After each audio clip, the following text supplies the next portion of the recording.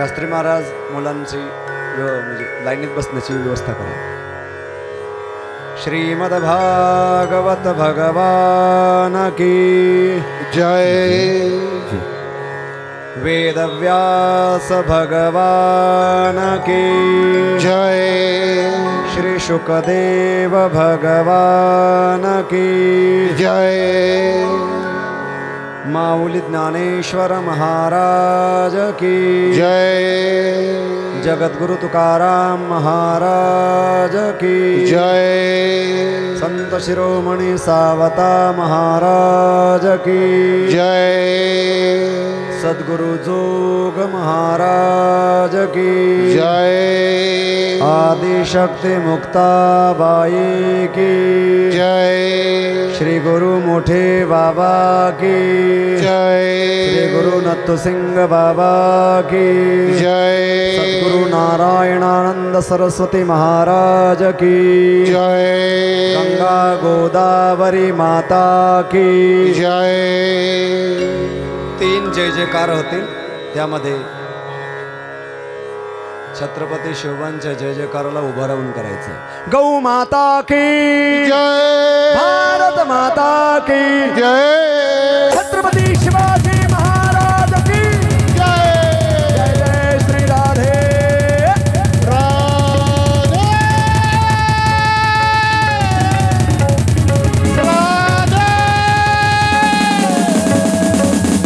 राधे.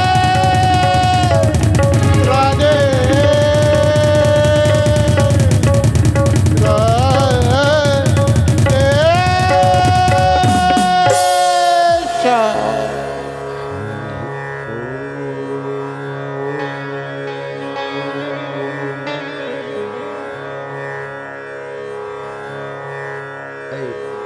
बाळ मोबाईलचा स्वर कमी करा.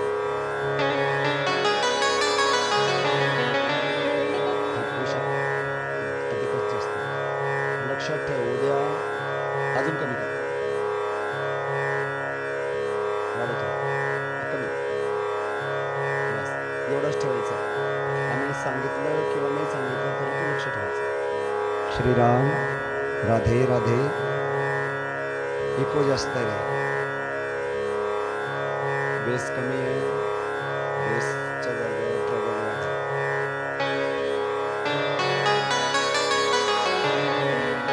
नारायण नारायण जय श्रीराम. धन्यवाद. आता उद्या असंच ठेवायचं. रत्न तुझं लक्षात राहत नाही का? मग तू इथं बस, मी तिथं बसतो.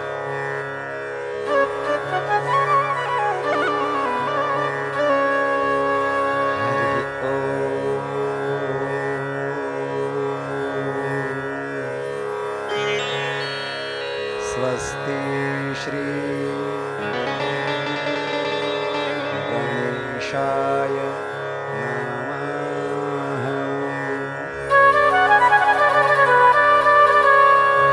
श्री सरस्वती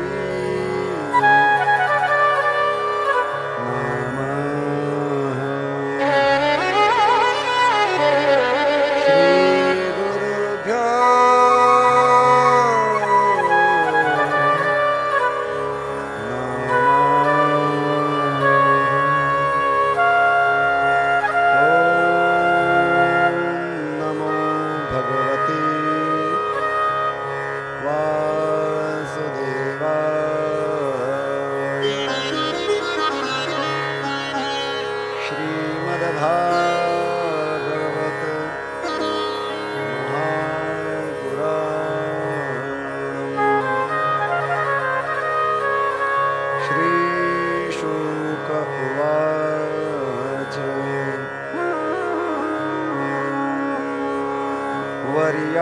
वर्यानिशते प्रश्नः कृतो लोकहितं नृप.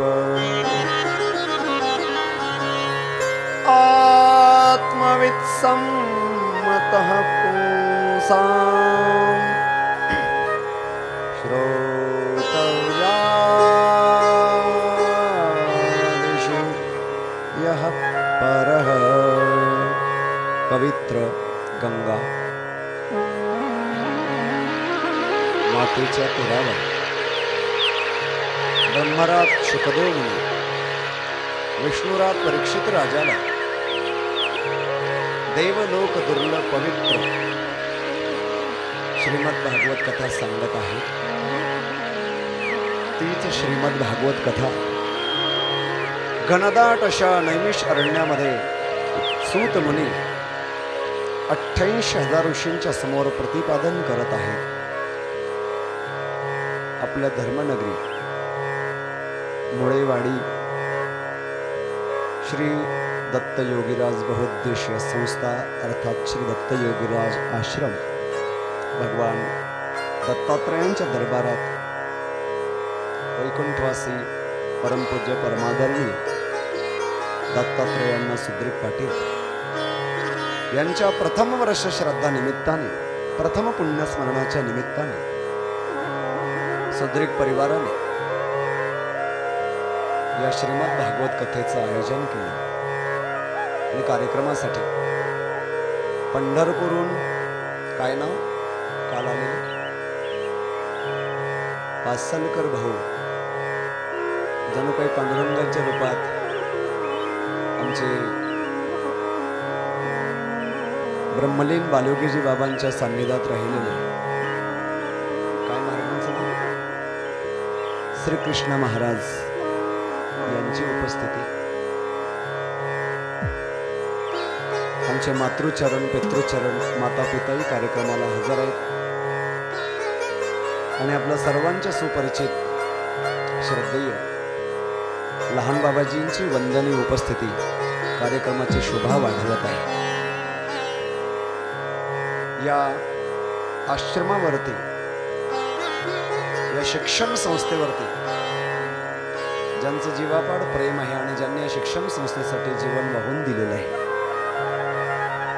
असे अनेक भाविक भक्त, शिक्षक वृंद, संरक्षक बल आणि आस्थेनं जोडलेले अनेक भाविक भक्त यांची परिसरातील, गावातील, जिल्ह्यातील, दुसऱ्या जिल्ह्यातील अनेक भाविकांची उपस्थिती कार्यक्रमाची शोभा वाढत आहे. त्यांना व्यासपीठावरून वंदन. पावसाळ्याचे दिवस असताना सुद्धा आपण छान व्यवस्था केली, त्याबद्दल सुद्रीक परिवाराचे, विशेष करून आमचे परमस्नेही रवींद्रनाथजी बाबा यांना मी धन्यवाद देतो की आपण अशा प्रकारचा कार्यक्रम श्रीमद भागवत कथेची ही भागीरथी आपण मुळेवाडीपर्यंत सर्वांसाठी आणली, ही फार चांगली बाब. काल आपण परीक्षित राजाला शाप लागला इथपर्यंत कथाने परीक्षित राजा आपल्या उद्धारासाठी राजवैभवाचा त्याग करून सार्वभौम राजा होता. सार्वभौम राजाने सार्वभौम राज्याचा त्याग केला आणि एकांतात गेलेला आहे आणि अनशन व्रत घेतलेलं, म्हणजे काहीच खायचं नाही. सार्वभौम राज्याचा त्याग केल्यानंतर त्यापेक्षा कोणती तरी वेगळी स्थिती प्राप्त होणार आहे, अवस्था प्राप्त होणार आहे. त्याकरिताच तर त्याचा त्याग केला असेल ना. आपण बाजारात 10 रुपयाचा त्याग करतो, कोणती तरी वस्तू घेतो, ती आपल्याला त्या 10 रुपयापेक्षा अधिक गरजेची वाटते. त्यामुळेच आपण 10 रुपये सोडतो, 100 रुपये सोडतो, जर ती 100 रुपयाची वस्तू असेल तर. म्हणजे त्या पैशापेक्षा त्या वस्तूची आपल्याला अधिक आवश्यकता असते. तसं सार्वभौम राज्याचा त्याग ज्या अर्थी परीक्षित राजानं केलेला आहे, सार्वभौम राज्य समजलं ना, नुसतं कर्जत तालुक्यापुरतं नाही, अहिल्यानगर जिल्हा नाही, महाराष्ट्र नाही, भारत देश नाही, पूर्ण पृथ्वीच्या राज्याचा त्याग. त्या त्यागामध्ये त्यागात शांती रनंतरम, त्याग केल्याबरोबर शांतीची अभिव्यक्ती होते.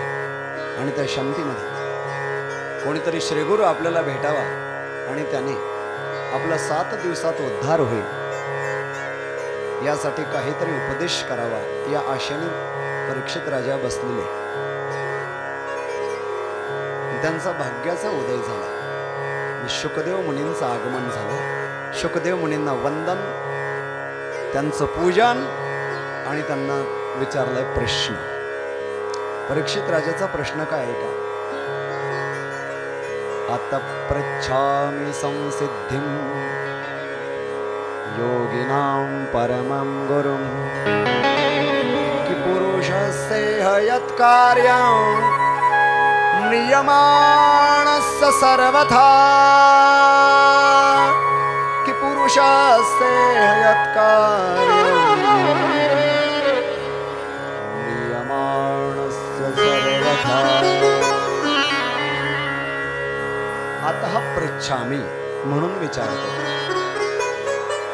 हा अतः शब्द मागच्या घटनेला जोडत आहे. ज्यांना विचारत आहे त्यांचे पहिल्यांदा स्तुती. योगिनां परमं गुरुं, योग्यांचे श्रेष्ठ गुरु आहात. आणि विचारलं काय की पुरुषस्य हयत् कार्यं म्रियमाणस्य सर्वथा. ज्या व्यक्तीचं मरण जवळ आलेलं आहे, यस्य पुरुषस्य, त्या पुरुषास्य, तस्य पुरुषस्य किं कार्यं, म्रियमाणस्य पुरुषस्य किं कार्यं.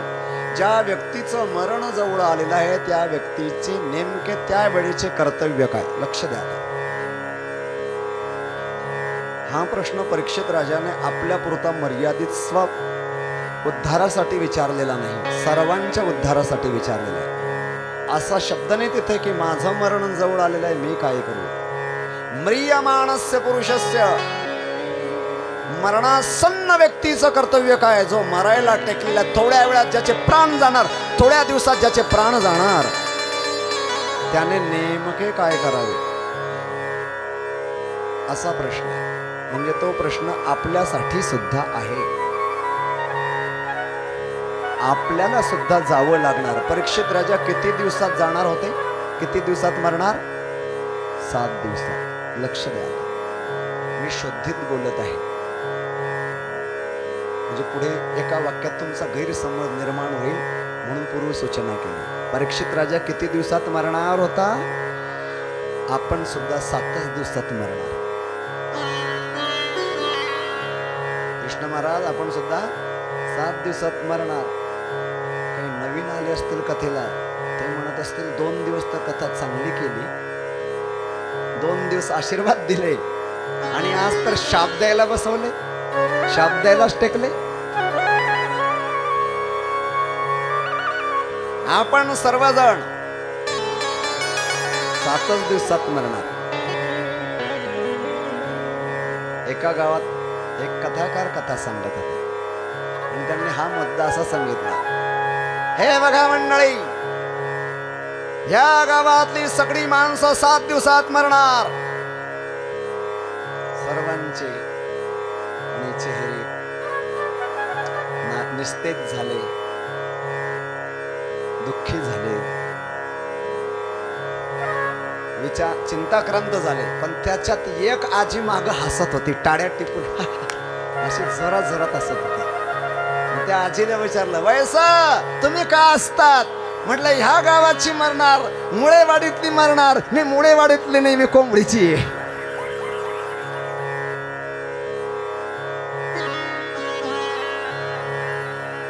आपण सुद्धा 7 दिवसात मरणार. याचा अर्थ समजून.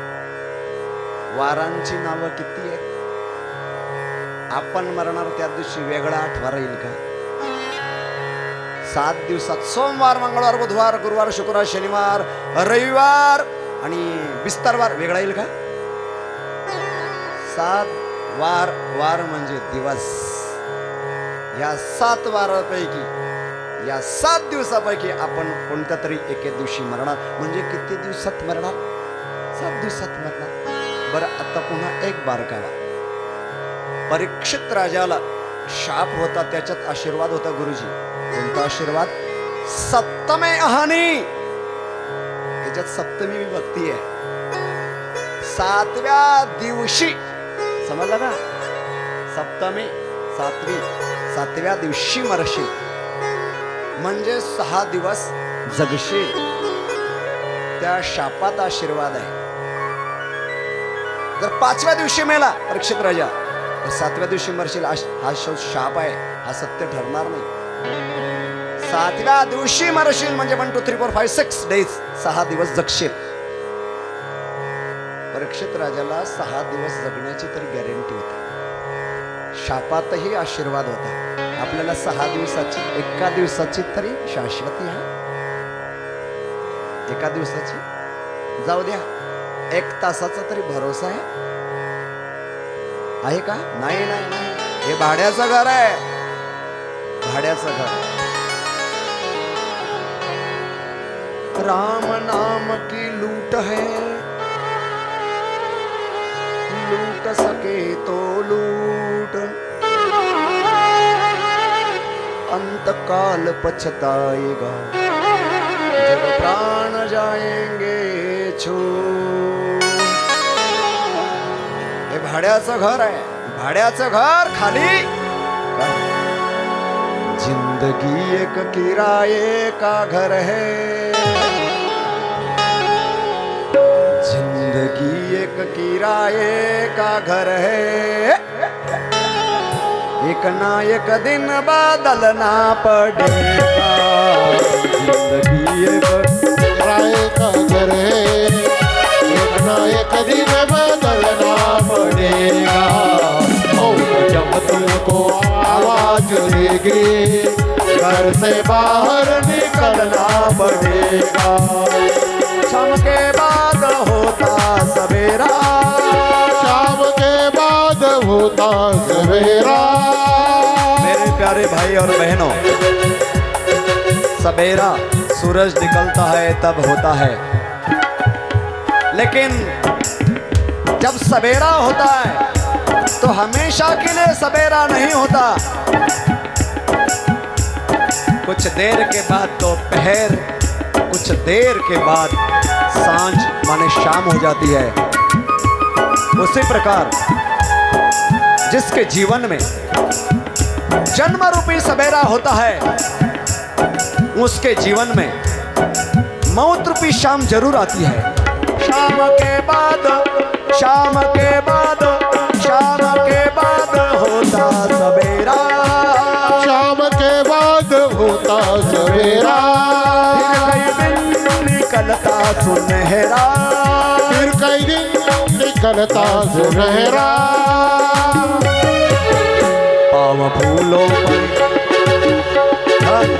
गुलाब के बगीचे में गुलाब के पुष्प चुनने के लिए गए और गुलाब के फूलों को हाथ लगाने के लिए हमने हाथ बढ़ाया, तो गुलाब के फूल हमारे हाथ में आने से पहले हमारे हाथों को टकराना पड़ेगा, हमारे हाथों को सामना करना पड़ेगा. किसका? गुलाब के फूल हाथ में आने से पहले हमारे हाथों को चुभेंगे. क्या? कांटे. गुलाब के फूल पाना है तो कांटों से डरना क्या? कांटों से टकराना पड़ेगा. तो ये संसार रूपी बगीचा है, उसमें सुख रूपी गुलाब के पुष्प हैं. यदि हम सुख रूपी गुलाब के पुष्प पाना चाहें तो हमें दुख रूपी कांटों से डरना नहीं. जो कांटों से डर जाएगा उसको गुलाब का फूल नहीं मिलेगा. उसी प्रकार जो दुख से डर जाएगा उसको सच्चा सुख नहीं मिलेगा. जरा ध्यान दीजिएगा, जीवन में दुख आएंगे, इनको ज्यादा हो गया है. मेरा एक को कम ज्यादा नहीं करना, जैसा पहले लगाया था वैसा ही रखना.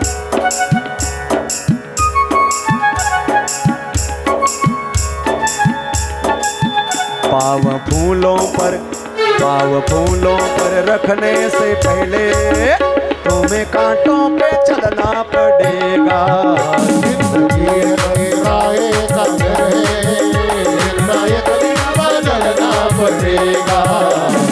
जब तुमको आवाज देगी घर से बाहर निकलना पड़ेगा.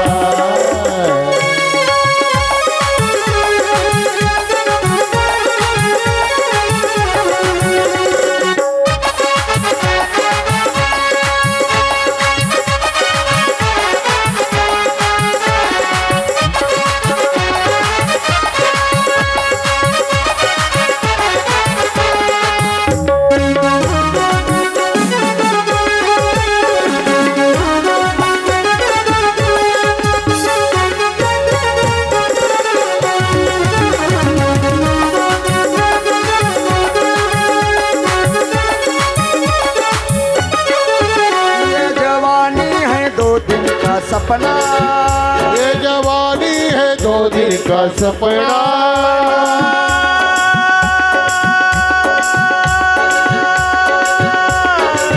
ये जवानी है सपना, ये जवानी है 2 दिन का सपना, सपना सपना। ये जवानी है 2 दिन का सपना। जवानी सपना है, बुढ़ापा अपना है। जो बुजुर्ग है उनसे वार्तालाप कीजिएगा।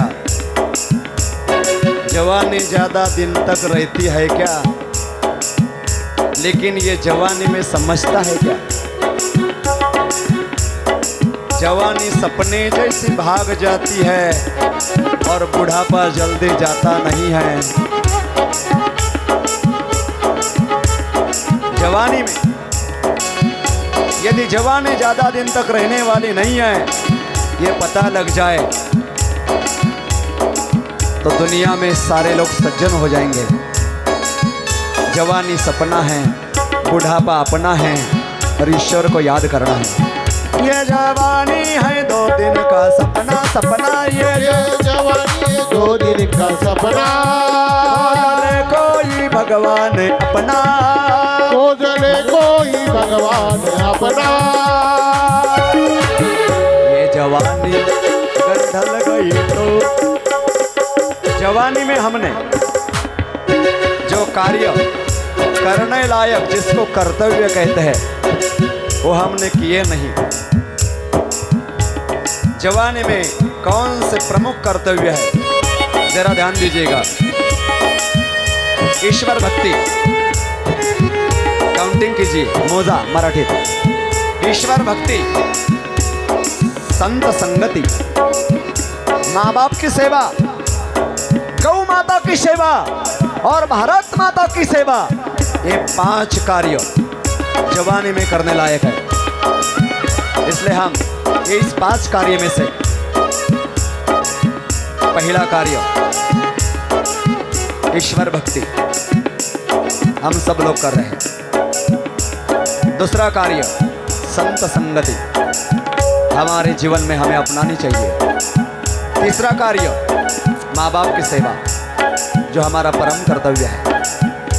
और चौथा कार्य जो हमने अभी बताया, गौ माँ की सेवा।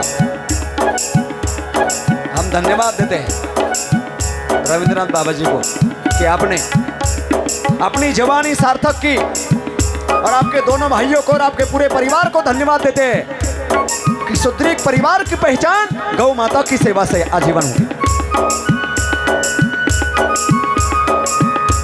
जिसके जीवन में गौ माता की सेवा का व्रत है, इस धरती का चलता फिरता भगवान का स्वरूप है, उसको सामान्य नहीं समझना चाहिए।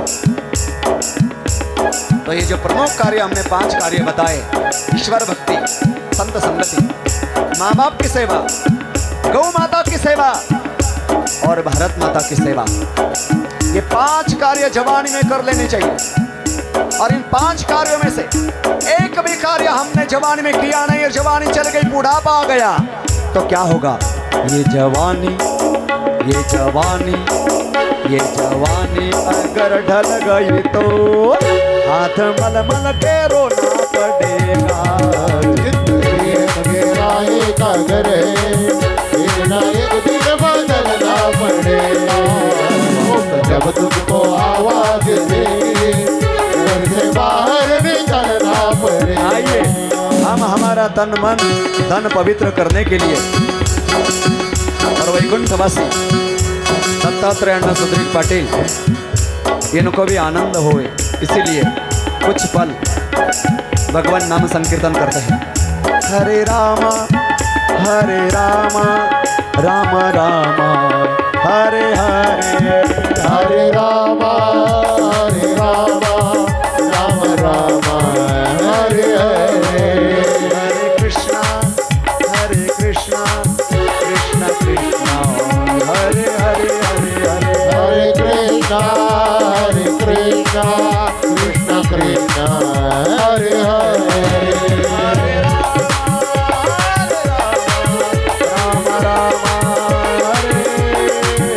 हरे राम हरे Ram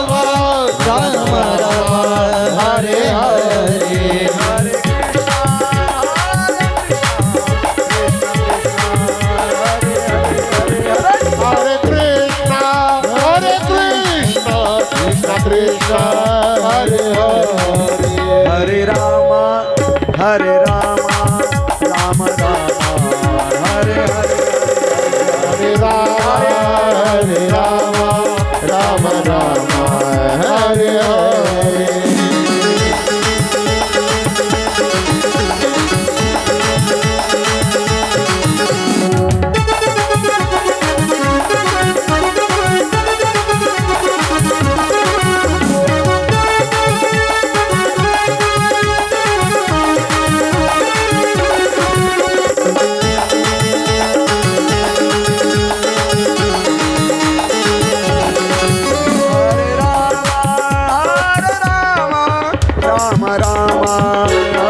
Hare.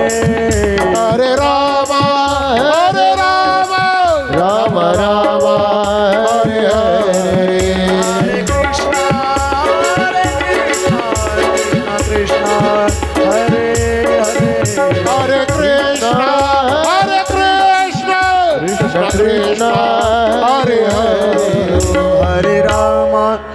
Rama Rama, Rama Rama, Hare Hare, Hare Krishna, Krishna Krishna, Hare Hare, Hare Rama, Rama Rama, Hare Hare,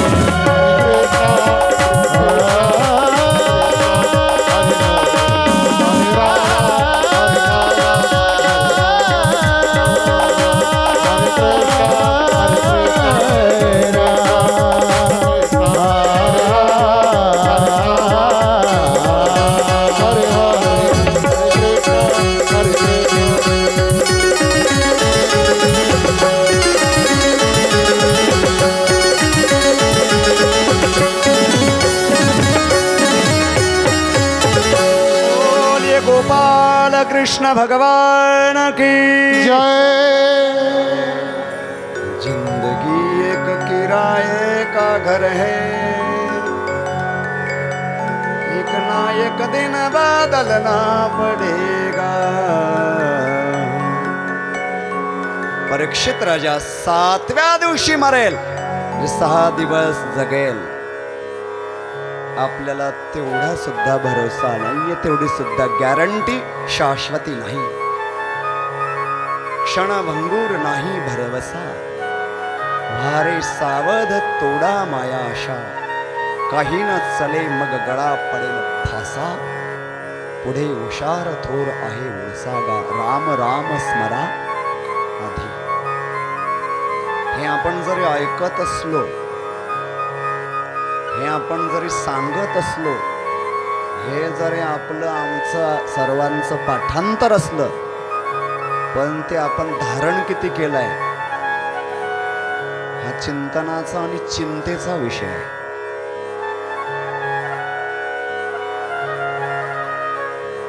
आपण मरणारच आहोत हे ज्याला कळालेलं आहे, सकारात्मक कळालेलं आहे, तो व्यक्ती बेसावध राहत नाही. परीक्षित राजाला कळालं मी मरणारच आहे, 7व्या दिवशीच मरणार आहे. सोडून दिलं राज्य. आपल्याला राज्य नाही सोडता आलं, आपलं राज्यच नाही ना. घर आहे, घर नाही सोडता आलं, काही हरकत नाही. पण मी जाणार आहे, इथे कायमचा राहणार नाहीये, एवढं तर लक्षात आलं पाहिजे, एवढं तर लक्षात घेतलं पाहिजे. आणि कोणासाठी बोलतोय?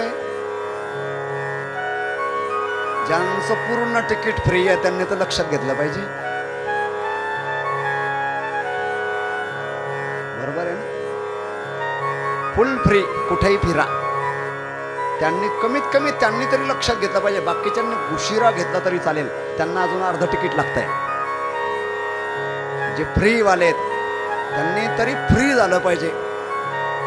घरात राहून घराला आपलं मानायला नको. शेतात जाऊनही शेताला आपलं समजायला नको. समजताय ना? तोंडाला नाही बोललं तरी चालेल, पण मनानं तरी असं समजा हे घर माझं नाही, हे शेत माझं नाही, हे मढच आहे ना, हे सुद्धा माझं नाही, मी यापासून वेगळा आहे. एवढं तरी कमीत कमी भागवत कथा श्रवण करणाऱ्या साधकाने एवढं समजून योगारूढ झालं पाहिजे. जर हे समजून घेतलं नाही तर पुढे मार्गस्थ होणार नाही. वाहनातच चढला नाही तर प्रवास कसा घडेल. परीक्षित राजा सावध झाले आणि प्रश्न सर्वांसाठी विचारला. मरण जवळ आलेलं आहे, त्या व्यक्तीने त्या वेळेला काय करावे. मरण जवळ आलेला त्या व्यक्तीने काय करावे, तर त्या व्यक्तीने सगळ्या नातेवाईकांना बोलून घ्यावे, असं शुकदेव मुनींनी सांगितलं. आपल्या वाहिरीच उलट्या आहे, कधीच उलट्या होते देव जाणे. कारण आपण कधी भागवत ऐकलं नाही, गीता ऐकली नाही, रामायण ऐकलं नाही. ते बाकीचे लोक बोलवतील परिवाराला, आपलं काम आहे आपण आडवा देवाला. अनेक नातेवाईक आले मरणाच्या वेळेला, त्याच्याने फायदा काय होणार पर लोकांना. अख्खा परिवार समोर. काही लोक इतके वेडे असतात, अरे हे एक दिवस मरणारच आहे आणि वय झाल्यावर तर मरणारच आहे. तारुण्यामध्ये गेला तर थोडस दुःख केलं तर कदाचित त्याबद्दल आपण विचारही करू की ठीक आहे बा तरुण होते. पण वय झाल्यावर शरीर पूर्ण जीर्ण झालेलं आहे आणि सोडावंच लागणार आहे. नियतीचा नियम आहे, या सृष्टीचा नियम आहे, शास्त्राचा सिद्धांत आहे. नंदनंदन श्यामसुंदर मुरली मनोहर चित्तचोर भगवान श्रीकृष्ण श्रीमद भगवद्गीतेत बोलतात. दुसऱ्या अध्यायामध्ये मला वाटतं 22वा श्लोक असेल. वासांसी जीर्णानि यथा विहाय नवानि गृह्णाति नरोपराणि तथा शरीराणि विहाय जीर्णानि संयाति नवानि.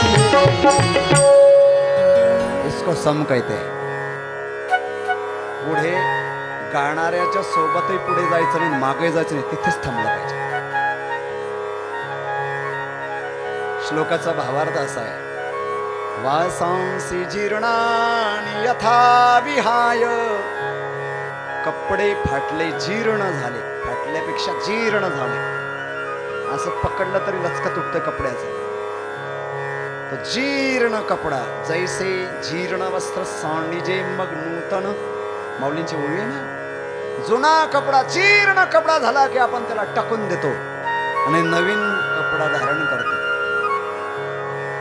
जेव्हा आपण जुना कपडा अनेक दिवस, आता हा शर्ट आहे, मी वर्ष 2 वर्ष अंगात घातला, हा फाटला, मला कोणी नवा आणून दिला, मग हा जुना कपडा टाकून देताना मी रडेल का घरचे रडतील? नाही, जुना शर्ट टाकून रडेल. जुना वस्त्र टाकून देताना रडत नाही. जुना टाकून नवं धारण करताना व्यक्ती उलट रडत नाही, उलट तो जरी 70-75च्या घरातला असला आणि नवा कपडा आणून दिला तर तो त्या गोदरेज जवळ मोठ्या काचाजवळ उभा राहतो, मी कसा दिसतोय. नवीन वस्त्र धारण केल्यावर व्यक्ती दुःखी होत नाही, प्रसन्न खुश होतो. लक्षात येतं ना आई?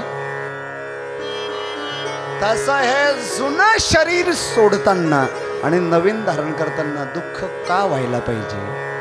ते नवं असताना सोडलं म्हणजे तारुण्यात व्यक्ती केला तर दुःख व्हायला पाहिजे, पण वयस्कर व्यक्ती गेल्यानंतर दुःख करण्याचं कारणच नाही. लोक एवढे म्हणजे अज्ञ आहेत की ते देवालाच दोष देतात. देवानं आमचं बरं केलं नाही, आमच्या आजीला घेऊन गेले, आमच्या आजोबाला घेऊन गेले. याला अज्ञानाची पराकाष्ठा म्हणावी. कमीत कमी भागवत कथा ऐकून एवढी तरी जागृती आली पाहिजे. जे जातात त्यांच्या सद्गुणांची आठवण जरूर करावी. पण देवानं चुकीचं केलं, देवानं वाईट केलं असं वयस्कर व्यक्तीच्या जाण्यानं ते जातील तेव्हा म्हणणं चुकीचं आहे. आणि याचं तरुण पिढीने भान ठेवणं गरजेचं आहे. तुम्हाला जर त्यांच्याबद्दल जे गेलेत, आपल्या परिवारातलं कोणी जातंय त्यांच्याबद्दल अधिक कळवळा असेल तर तुम्ही देवाला दोष देण्याच्या ऐवजी देवाच्या नामाचा जप करणार, तासभर जप करणार आहे, तासभर काय 1 मिनिट जप करणार नाही, देवाला दोष देत बसते. किती वेडे म्हणावेत आणि स्वतःला शहाणं समजतात. जो वेडा असून स्वतःला शहाणं समजतो त्याला वेड्याच्या गंतीतही टाकता येत नाही. आभाळ फाटलंय कृष्ण महाराज, त्याला ठिगळ लावायचंय आणि माझं एक व्यासपीठ पुरे पडणार नाही. त्याला अनेक जण असे आणि प्रबोधन करणारे लागतील, तेव्हा ही ज्ञान जागृती येणार आहे. अधिक प्रेम असेल, आपले आजी गेल्यात, आपले आजोबा गेलेत, त्यांच्याबद्दल आपला अधिक जिव्हाळा असेल तर श्रीमद भगवद्गीतेचं पारायण करा. त्यांच्या अंत्यसंस्कारापर्यंत पूर्ण भगवद्गीता वाचा. हनुमान चालिसेचं पारायण करा.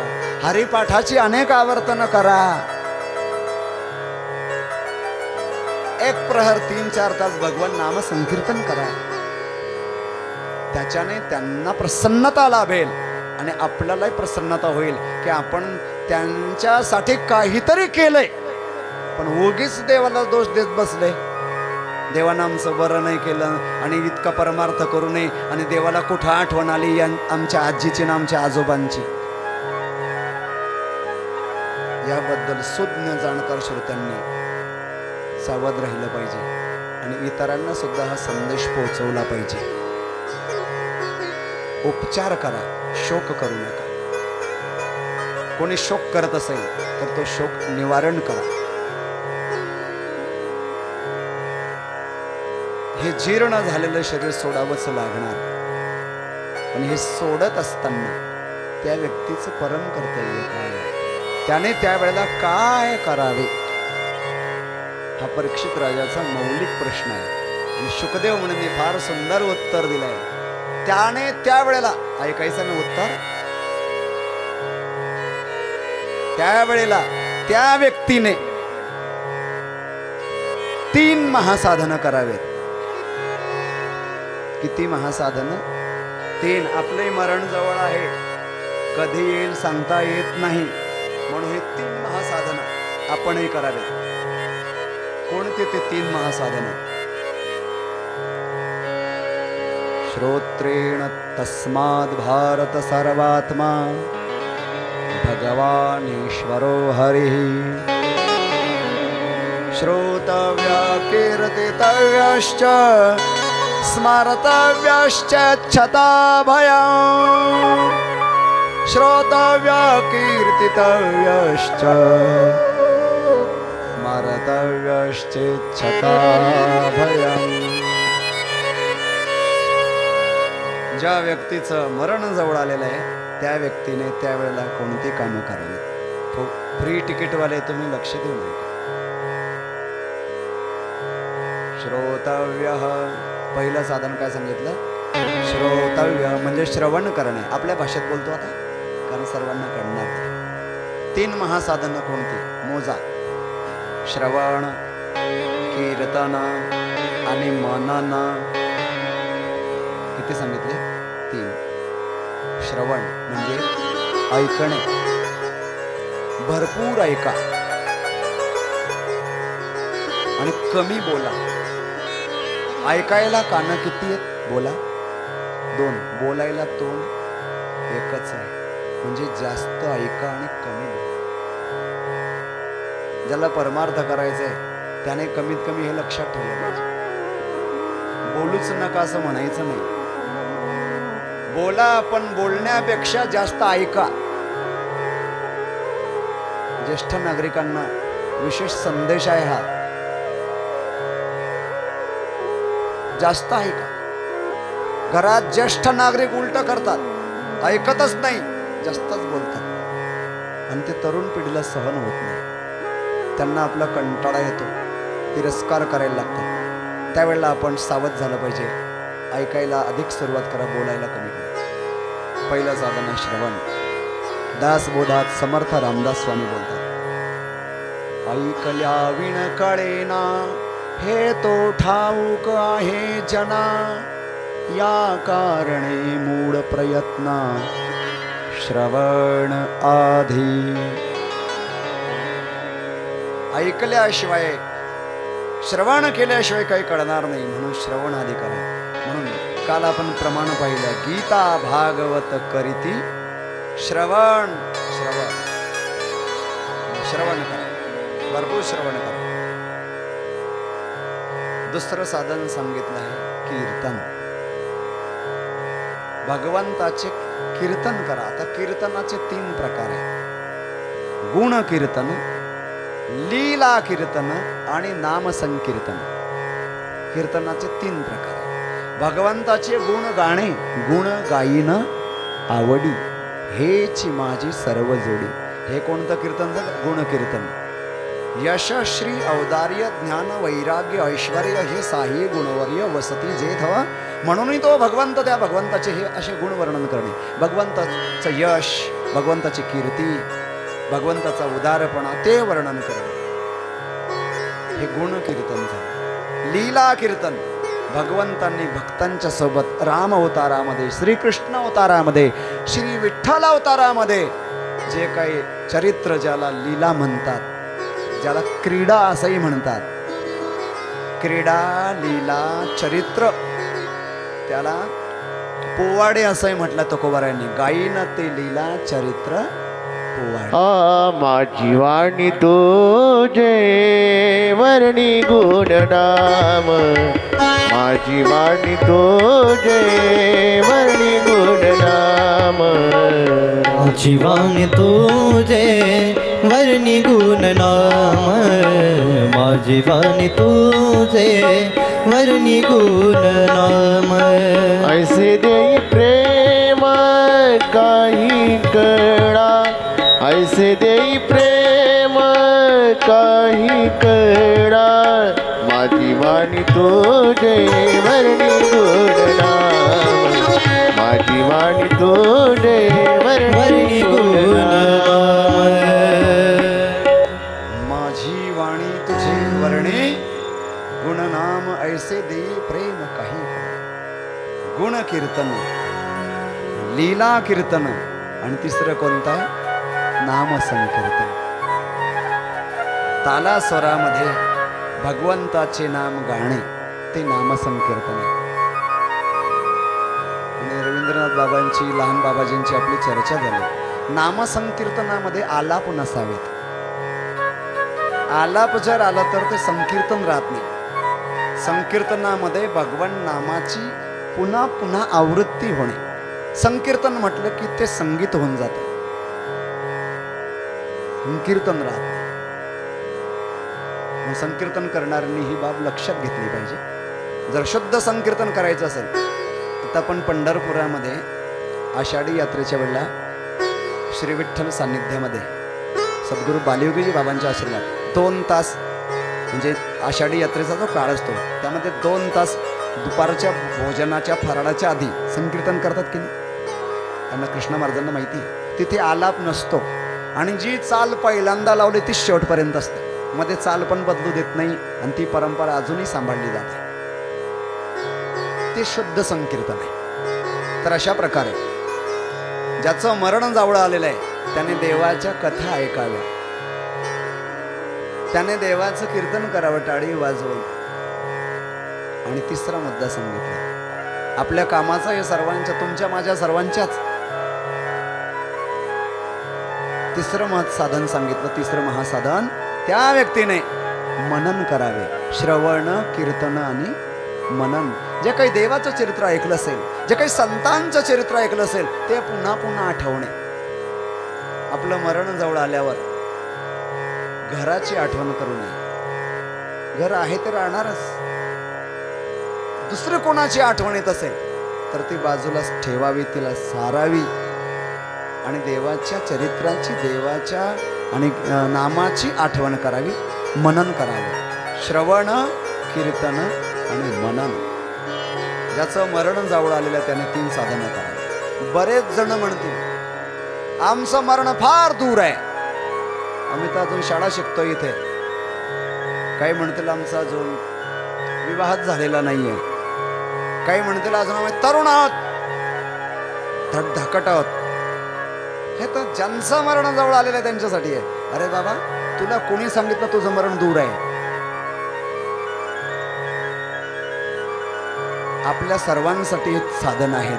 जेव्हा वेळ मिळेल तेव्हा श्रवण करा, जेव्हा वेळ मिळेल तेव्हा कीर्तन करा, आणि जेव्हा वेळ मिळेल तेव्हा मनन करा. पुढे चालतो. यासोबत काही सहयोगी साधनं सांगितलेले आहेत.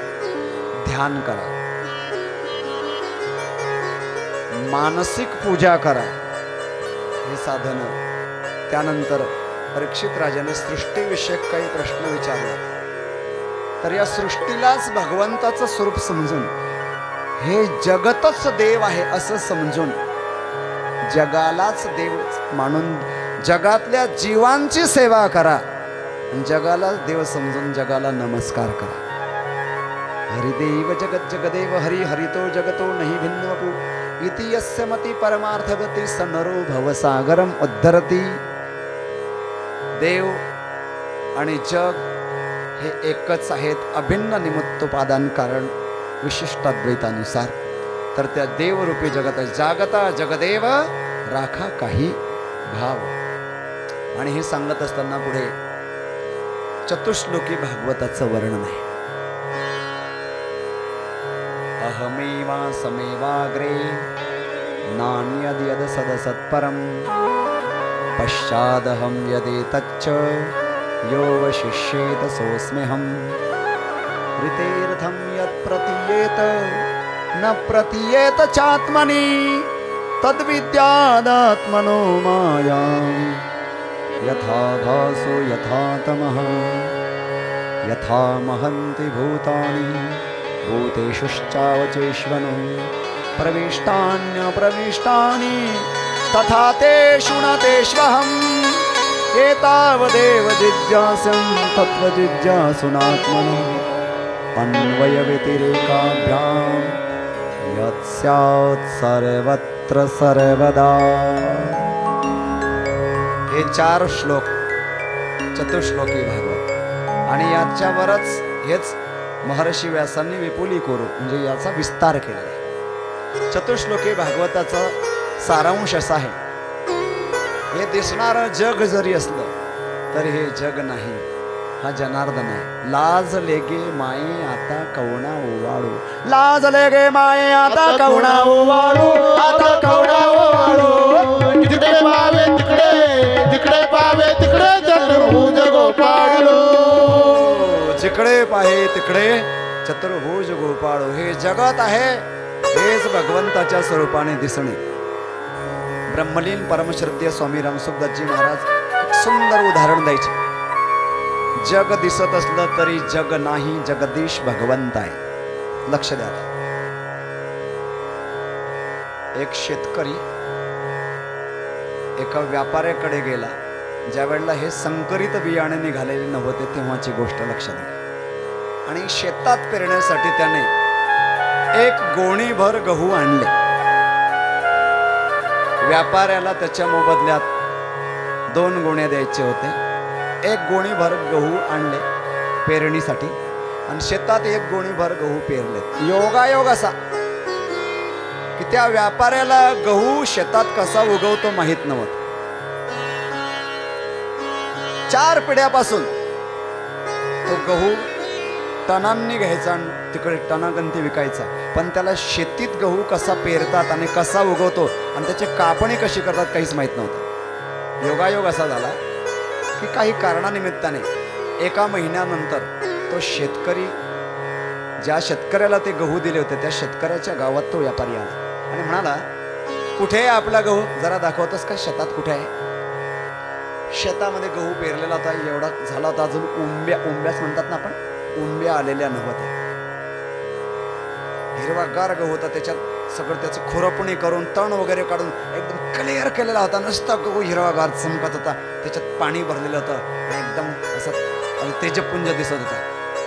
शेतकरी व्यापाऱ्याला घेऊन शेतात आला आणि दाखवायला लागला, बघा हा गहू. व्यापाऱ्याने फक्त गोणीतला गहू पाहिलेला होता, शेतातला उगवलेला गहू व्यापाऱ्याला माहित नव्हता. व्यापारी शेतकऱ्याला आश्चर्याने म्हणतो, कुठे आहे गहू? हो, हा काय गहू? बघा, हा अर्धा एकर गहू. कुठे गहू? हा गहूच आहे. व्यापारी त्या शेतकऱ्याला रागावतो. 4 पिढ्यांपासून आमचा गहू घ्यायचा आणि विकायचा व्यवसाय आहे. कितीतरी टन गहू आम्ही विकतो घेतो. हा गहू नाहीये. मी काय गव्हाला ओळखत नाही का? गहूच आहे. गहू नाहीये, गवत आहे. व्यापाऱ्याला गवत दिसतंय आणि शेतकऱ्याला काय दिसतंय? गहू दिसतंय. आता बघा, तिथे त्यावेळेला गव्हाचे दाणे आहेत का? दाणे नाहीत. मग व्यापाऱ्याला जर गवत दिसतंय तर शेतकऱ्याला गवतच दिसतंय ना.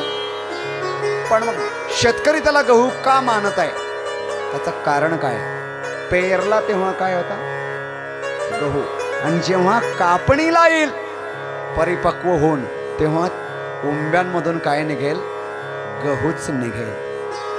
आती गहू आहे, अंती सुद्धा गहू आहे. म्हणून मध्ये जरी हिरवं गवतासारखं दिसत असलं, भासत असलं, तरी ते गवत नसून तो काय आहे? गहूच आहे. आदा वंतेच यन नास्ती वर्तमानी पितत्तथा. आधी जे असतं आणि अंती सुद्धा तेच असतं. म्हणून मध्ये जरी ते वेगळ्या रूपानं भासत असलं तरी ते वेगळं नसतं. ते तत्व तेच असतं. तसं ह्या जगताच्या उत्पत्तीच्या पूर्वी कोण होते? भगवंत होते. आणि या जगाचा जेव्हा प्रलय होईल, जग राहणार नाही, तेव्हा कोण राहतील? भगवंतच राहतील. म्हणजे जगत उत्पत्तीपूर्वी आणि जगताच्या संहारानंतर कोण आहे? भगवंतच आहेत. म्हणून मध्ये जरी हे दगड धोंडे, शेती, नद्या, पर्वत, जीवजंतू दिसत असले तरी हे दुसरं तिसरं काही नसून साक्षात भगवंतच वेगवेगळ्या रूपानं नटलेला आहे. देव नटला नाना परी. अनेक रूपानं तोच नटलेला आहे. हा चतुश्लोकी भागवताचा सिद्धांत. म्हणून मित्र जरी असेल तोही देवाचा स्वरूप आहे, आणि शत्रू जरी असेल ते सुद्धा माझ्या परमेश्वराचं स्वरूप आहे. हा शुद्ध भक्तियोग. लक्षात आला का? भक्तियोग, ज्ञानयोग, कर्मयोग. तर भक्तियोगामध्ये जे जे दृष्टी दिसे ते ते हरिरूप, पूजा ध्यान जपत असे नाही. हा भक्तियोग झाला. भक्तियोगामध्ये जगत आणि जगदीश एक सकट एकच आहेत. पण ज्ञानयोगामध्ये ब्रह्म सत्यम जगन मिथ्या. ज्ञानयोगात ब्रह्म म्हणजे परमात्मा सत्य आहे आणि हे जग मिथ्या आहे. नेमकं काय होतंय? गडबड अशी होते, आपण ज्ञानयोगाचे अधिकारी नसताना आपल्याला ज्ञानयोगाचे धडे जर दिले गेले, जगत मिथ्या आहे तर जगतातला व्यवहार सत्य कसा, असा संशय निर्माण होतो. आणि त्यामुळे त्याला वाटतं हा सगळा भ्रमच आहे आणि तो साधक त्याला घोटाळ्यात पडतो. परमात्मा म्हणजे ब्रह्म सत्य आहे, जग मिथ्या आहे. हा ज्ञानयोग आहे. ज्ञानयोगाचे अधिकारी त्याला ग्रहण करू शकतात. पण जो ज्ञानयोगाचा अधिकारी नाही त्याने भक्तियोगाकडे वळावं. हे सगळं माझ्या परमेश्वराचं स्वरूप आहे. आणि भक्तियोगाचंही आकलन होत नसेल, हा मंडप कसा काय देव वाटेल आपल्याला, हे दगड कसे काय देव समजायचे. भक्तियोगामध्ये सगळंच परमेश्वराचं स्वरूप आहे. मग हे तर परमेश्वर आपल्याला भासत नाही. तर एक काम करा, त्यातल्या वस्तूंच्या द्वारा व्यक्तींची सेवा करा. चाऱ्याच्या द्वारा गोमातेची सेवा करा.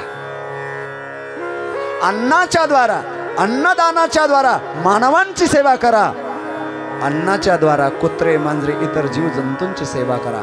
औषधांच्या द्वारा रुग्णांची सेवा करा. ज्ञानाच्या द्वारा अज्ञानी जनांना सन्मार्गाला लावून त्यांची सेवा करा. जे आपल्या जवळ आहे ते इतरांच्या सेवेत वापरा. कर्मयोग.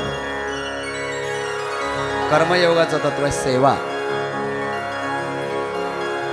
ज्ञानयोगाचं तत्व आहे त्याग आणि भक्तियोगाचं तत्व आहे प्रेम. सेवा, त्याग और प्रेम में मानव जीवन की पूर्णता निहित है। जो हमारे पास है वो हम जिसके पास नहीं है उसकी सेवा में लगाएंगे। कर्मयोग जे आपल्या जवळ आहे आणि ज्याची खरोखर दुसऱ्याला गरज आहे आणि आपल्याकडे गरजेपेक्षा जास्त आहे ते दुसऱ्याला द्या। मग तो पैसा असेल, ते घरातलं अन्न असेल, ते आपल्या बुद्धीतलं ज्ञान असेल, दुसऱ्याला द्या।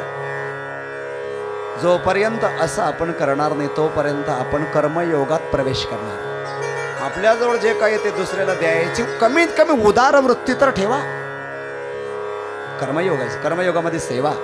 पहिल्यांदा सेवा करायला सुरुवात करा, नंतर त्याग। सेवा करणाऱ्याच्या जीवनामध्ये आपोआप त्याग येतो, कारण त्याग असल्याशिवाय सेवाच करू शकत नाही। आरामाचा त्याग करेल तेव्हा शरीराच्या द्वारा सेवा करेल, लोभाचा त्याग करेल तेव्हा दान करून सेवा करेल। जेव्हा जीवनात त्यागाची भावना येते अंशतः आकाशना, तेव्हाच तो व्यक्ती सेवेकडे वळतो।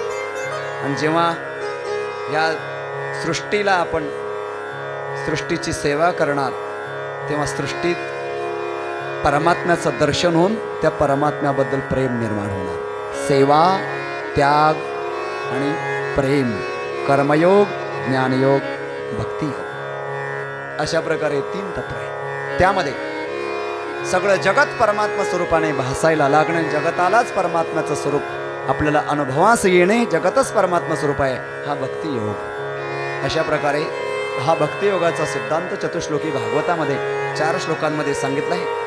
त्यानंतर पुढे भागवताची 10 लक्षणं, भागवत ग्रंथाची मी नाव बोलतो, मोजा। सर्ग, विसर्ग, स्थान, पोषण, ऊती, मन्वंतर, ईशानुकथा, निरोध, मुक्ती आणि आश्रय 10 हे भागवत महापुराणाचे 10 लक्षण आहेत। पुराण जर असेल तर त्याची 5 लक्षण असतात, भागवत हे महापुराण आहे म्हणून याचे 10 लक्षण आहे। चला आता पुढे तृतीय स्कंद जो आहे, 2 स्कंद आपण पहिले, आपल्या सप्तम स्कंदापर्यंत कथा न्यायची आहे, सप्तम स्कंदाच्या सुरुवातीपर्यंत। तर आता 2 स्कंद आपण पहिले, पुढे 12 स्कंद एकूण आहेत, तर 10 स्कंद उरले। तर हे प्रत्येक लक्षण एकेका स्कंदासाठी। आता पुढचा स्कंद सुरुवात होत आहे सर्ग। सर्ग स्कंदामध्ये सृष्टीची उत्पत्ती कशी झाली हा प्रश्न, आणि हा प्रश्न मैत्रेय ऋषींना विदुर काकांनी विचारला होता।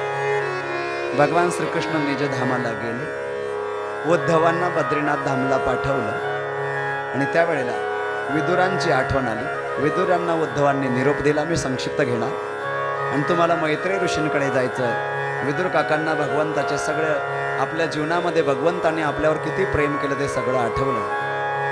दुर्योधनाचा मेवा सोडला आणि माझ्या घरी कण्या खायला आले, काय त्या भगवंताचा प्रेम। दासी पुत्र कण्या विदुराच्या बक्षी, दैत्या घरी रक्षी, प्रल्हादासी चर्म रंगू लागे, रोहिदासा संगे। हो, अशा प्रकारे त्या भगवान परमात्म्याने माझ्या घरी येऊन कण्या मागून खाव्यात, अशी स्मृती झाली भगवंताच्या, आपल्या प्रेमाची स्मृती झाली। आणि मैत्रेय ऋषींकडे विदुर काका गेले। शुकदेव मुनी परीक्षित राजाला तो संवाद सांगतायत, हे परीक्षित, सृष्टीच्या उत्पत्तीविषयी तू जे मला विचारलंस तेच विदुर काकांनी मैत्रेय ऋषींना विचारलं होतं की हे जग कसं निर्माण झालं। तर या जगताच्या उत्पत्तीपूर्वी जग नव्हतं, काहीच नव्हतं। हो, संभाळ। पहिले कोठेच नव्हते काही, पहिले कोठेच नव्हते काही, नव्हते काही, पहिले कोठेच नव्हते काही, पहिले कोठेच नव्हते काही, पहिले कोठेच नव्हते काही, पहिले कोठेच नव्हते काही, पहिले कोठेच नव्हते काही। चंद्र सूर्य तारा नाही, चंद्र सूर्य तारा नाही, चंद्र सूर्य तारा नाही, चंद्र सूर्य तारा नाही। अवघे शून्यचे होते पाही, अवघे शून्यचे होते पाही, अवघे शून्यचे होते पाही, अवघे शून्यचे होते पाही। हे जगडालगत निर्माण झाले, पहिले कोठेच नव्हते काही, पहिले कोठेच नव्हते काही, पहिले कोठेच नव्हते काही, पहिले कोठेच नव्हते काही। पहिले कोठेची नव्हते काही, चंद्र सूर्य तारा नाही, अवघे शून्यची होते पाही, कान्होबा तेरे तेरे ते, ते परमात्म तत्व, तेथे एक ढाल गज निर्माण झाली, एक शब्द ब्रह्म परमात्मा आणि प्रकृतीचा अंगीकार, प्रकृतीच्या सान्निध्यामुळे ते निर्गुण निराकार ब्रह्म सगुण साकार झालं आणि तो परमात्मा विष्णू रूपाने प्रकट झाला. बोलिए विष्णू भगवान की जय. सृष्टीची उत्पत्ती कशी होत आहे लक्ष द्या. काहीच नव्हतं, मग मायेच्या अवच्छेदाने ते ब्रह्म विष्णू रूप धारण करत आहे. पहिलं स्वरूप कोणतं प्रकट झालं भागवतानुसार? विष्णू. आता इथे भागवत कथा, यानंतर आपली गणेश पुराण कथा आहे. तिथे सुरुवातीला गणेश भगवान म्हणजे गणपती प्रकट होते. आपली 28 पर्यंत कथा आहे ना, आणि 28 पासूनच कोकाणे तालुका मालेगाव येथे गणेश पुराण कथा आहे. तर ज्या देवतेचं विशेष वर्णन करणारं पुराण असतं तेथे त्या देवापासून आणि सृष्टीची पुढे उत्पत्ती होते. म्हणून गणेश पुराणामध्ये श्री गणेश भगवंतापासून सृष्टीची उत्पत्ती, पण श्रीमद भागवतामध्ये श्रीमद नारायणापासून म्हणजे भगवान विष्णूंपासून जगताची उत्पत्ती. भगवान विष्णू प्रकट झाले. लक्ष द्या. भगवान विष्णूंना एकट्यांना करमत नव्हतं. एकलेन कंठेची म्हणून येणे केली निर्माण 14 भुवने, गगनचंद्र सूर्य मेघ तारांगणे, 5 महाभूते भौतिके भिन्न भिन्न साला गवी हा माया सूत्रधारी. परमात्म्याला विष्णू रूपामध्ये करमत नव्हतं. म्हणजे असे शयन करायला लागले आणि त्यांच्या नाभीतून एक कमल आणि त्या कमलाची कलिका उमलली आणि त्या कमल कलिकेतून ब्रह्मदेव प्रकट झाले. जसे प्रकट झाले तसं ब्रह्मदेवाला एकच तोंड होतं, पण आपल्याला ज्याने निर्माण केलं तो कुणीकडे आहे म्हणून पाहण्यासाठी पुढे एक तोंड आहे, उजवीकडे पाहिलं दुसरं तोंड निर्माण केलं, परत डावीकडे अजून एक तोंड निर्माण झालं. किती झाले? 3. तरी आपला जनिता म्हणजे आपल्याला निर्माण करणारा दिसला नाही म्हणून पाठीमागे अजून एक तोंड निर्माण केलं. किती झाले? 4. म्हणून ब्रह्मदेवाला मुख तोंड 4 आहेत. ब्रह्मदेवाला भगवान विष्णूंनी आदेश दिला, सृष्टीची रचना करा. त्यासाठी काय करावं लागेल तर त आणि प, क च ट त, चतुर्थ आणि पंचम कच्च तप, याच्यातला तप शब्द ऐकवला भगवान विष्णूंनी आणि ब्रह्मदेवाने तप केले. सृष्टी निर्माण करायची आहे तर पहिल्यांदा ब्रह्मदेवाने मानसी सृष्टी निर्माण केली. त्यामध्ये पहिल्यांदा नुसते पुरुष निर्माण झाले. कोण कोण निर्माण झाले? 10 ऋषींची उत्पत्ती सांगितलेली आहे. त्या 10 ऋषींमध्ये मी नावं बोलतो, मोजा. डोळ्यापासून निर्माण झाले ब्रह्मदेवाच्या मरीची. काय नाव? मिरची नाही, हा एक वर्ग मिरचीच बोललं. चला नाव बोलतो, परत नुसते मोजा. आता तुम्ही नाव बोलू नका, नुसतं 1 2 3 म्हणा. मरीची, अत्री, अंगिरा, पुलस्त्य, पुलह, क्रतु, भृगु, वशिष्ठ, दक्ष, नारद. किती झाले? हा वा, फार पुरुषार्थ केला मोजून. हे 10 ब्रह्मदेवाचे प्रथम मानसपुत्र. त्याच्यातले 9 आहेत दक्ष. ब्रह्मदेवाच्या प्राणापासून निर्माण झाले. काय नाव सांगितलं? दक्ष. त्यांच्यावर ठेवा थोडा वेळ लक्ष, पुढे त्यांच्यावर संदर्भात थोडासा विषय येणार. पण सृष्टीचा विस्तार होत नव्हता. का विस्तार होत नाही? तर फक्त नर आहेत, नारीच नाही. मग ब्रह्मदेवाने मैथुनी सृष्टीचा प्रारंभ करण्यासाठी नर आणि नारी यांचा जोडा निर्माण केला. लक्ष द्या कशी सृष्टी निर्माण झाली. हे जग आपल्यापर्यंत कसं आलं? नुसते ऋषी म्हणजे पुरुष निर्माण केले होते, त्यांच्यापासून सृष्टीचा विस्तार होत नव्हता. मग ब्रह्मदेवाने नर आणि नारी यांचा जोडा निर्माण करण्यासाठी आपल्या शरीराच्या उजवीकडून, उजव्या भागातून एक पुरुष निर्माण केला, त्याचं नाव आहे मनु. बोलिये मनु महाराज की जय. उजव्या भागापासून ब्रह्मदेवाच्या पुरुष निर्माण झाले. काय नाव त्यांचं? मनु. आणि डाव्या भागापासून प्रथम नारी म्हणजे पहिली स्त्री निर्माण झाली. लक्ष द्या माता माऊल्यांना, आपल्यातला पहिला पुरुष कोण? मैथुनी सृष्टीतला काय नाव सांगितलं? मनु. लक्षात राहील ना. आपण मनुची संतती संतान आहोत म्हणून आपल्याला काय म्हणतात? मानव. मनोह अपत्यम इति मानव. मनु आपले आदि पुरुष मैथुनी सृष्टीतले. चला आता आदि सृष्टीतले आदि स्त्री, आदि नारी म्हणजे सर्वात आधीची नारी कोण, स्त्री कोण? लक्ष द्या. आपली आजी नाही, आपली पणजी पण नाही. सर्वात अगोदरची आपल्या आजीच्या आजीची, त्या आजीच्या आजीची कोणती आजी? लक्ष द्या. सर्वात आधीची माऊली कोण सांगायचं का? नाव सांगायचं ना? ऐका. शतरूपा. काय नाव सांगितलं? शतरूपा. कोण सतरंजी बोललंय? शतरूपा. सर्वात अगोदरचे पुरुष कोण? मनु. आणि सर्वात अगोदरची स्त्री शतरूपा. लक्षात ठेवा. कुठून निर्माण झाले? ब्रह्मदेवाच्या उजवीकडून मनु आणि डावीकडून शतरूपा. आणि ब्रह्मदेवाने त्यांचं लग्न लावून दिलं. शुभमंगल. सावधान. लग्न लावलं. लग्नापूर्वी त्यांचं नातं काय विचारात घेतलं गुरुजी? काय नातं त्यांचं? ब्रह्मदेवापासूनच मनु निर्माण झाले.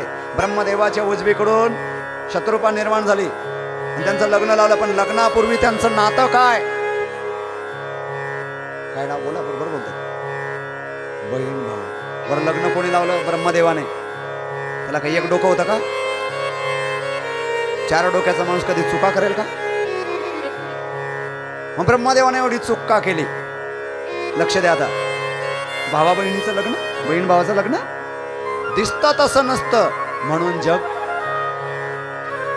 तोंडे पाठा यांचं त्यांना असंच ठेवावं लागतं, नाही तर ते सगळे झोपून जातील.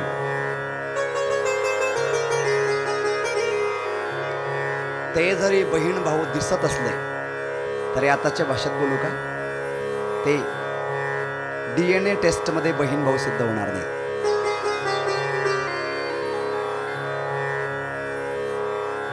आता DNA टेस्ट ज्यांना समजले असेल त्यांना समजले, बाकीच्यांना काय करते बिचाऱ्यांना.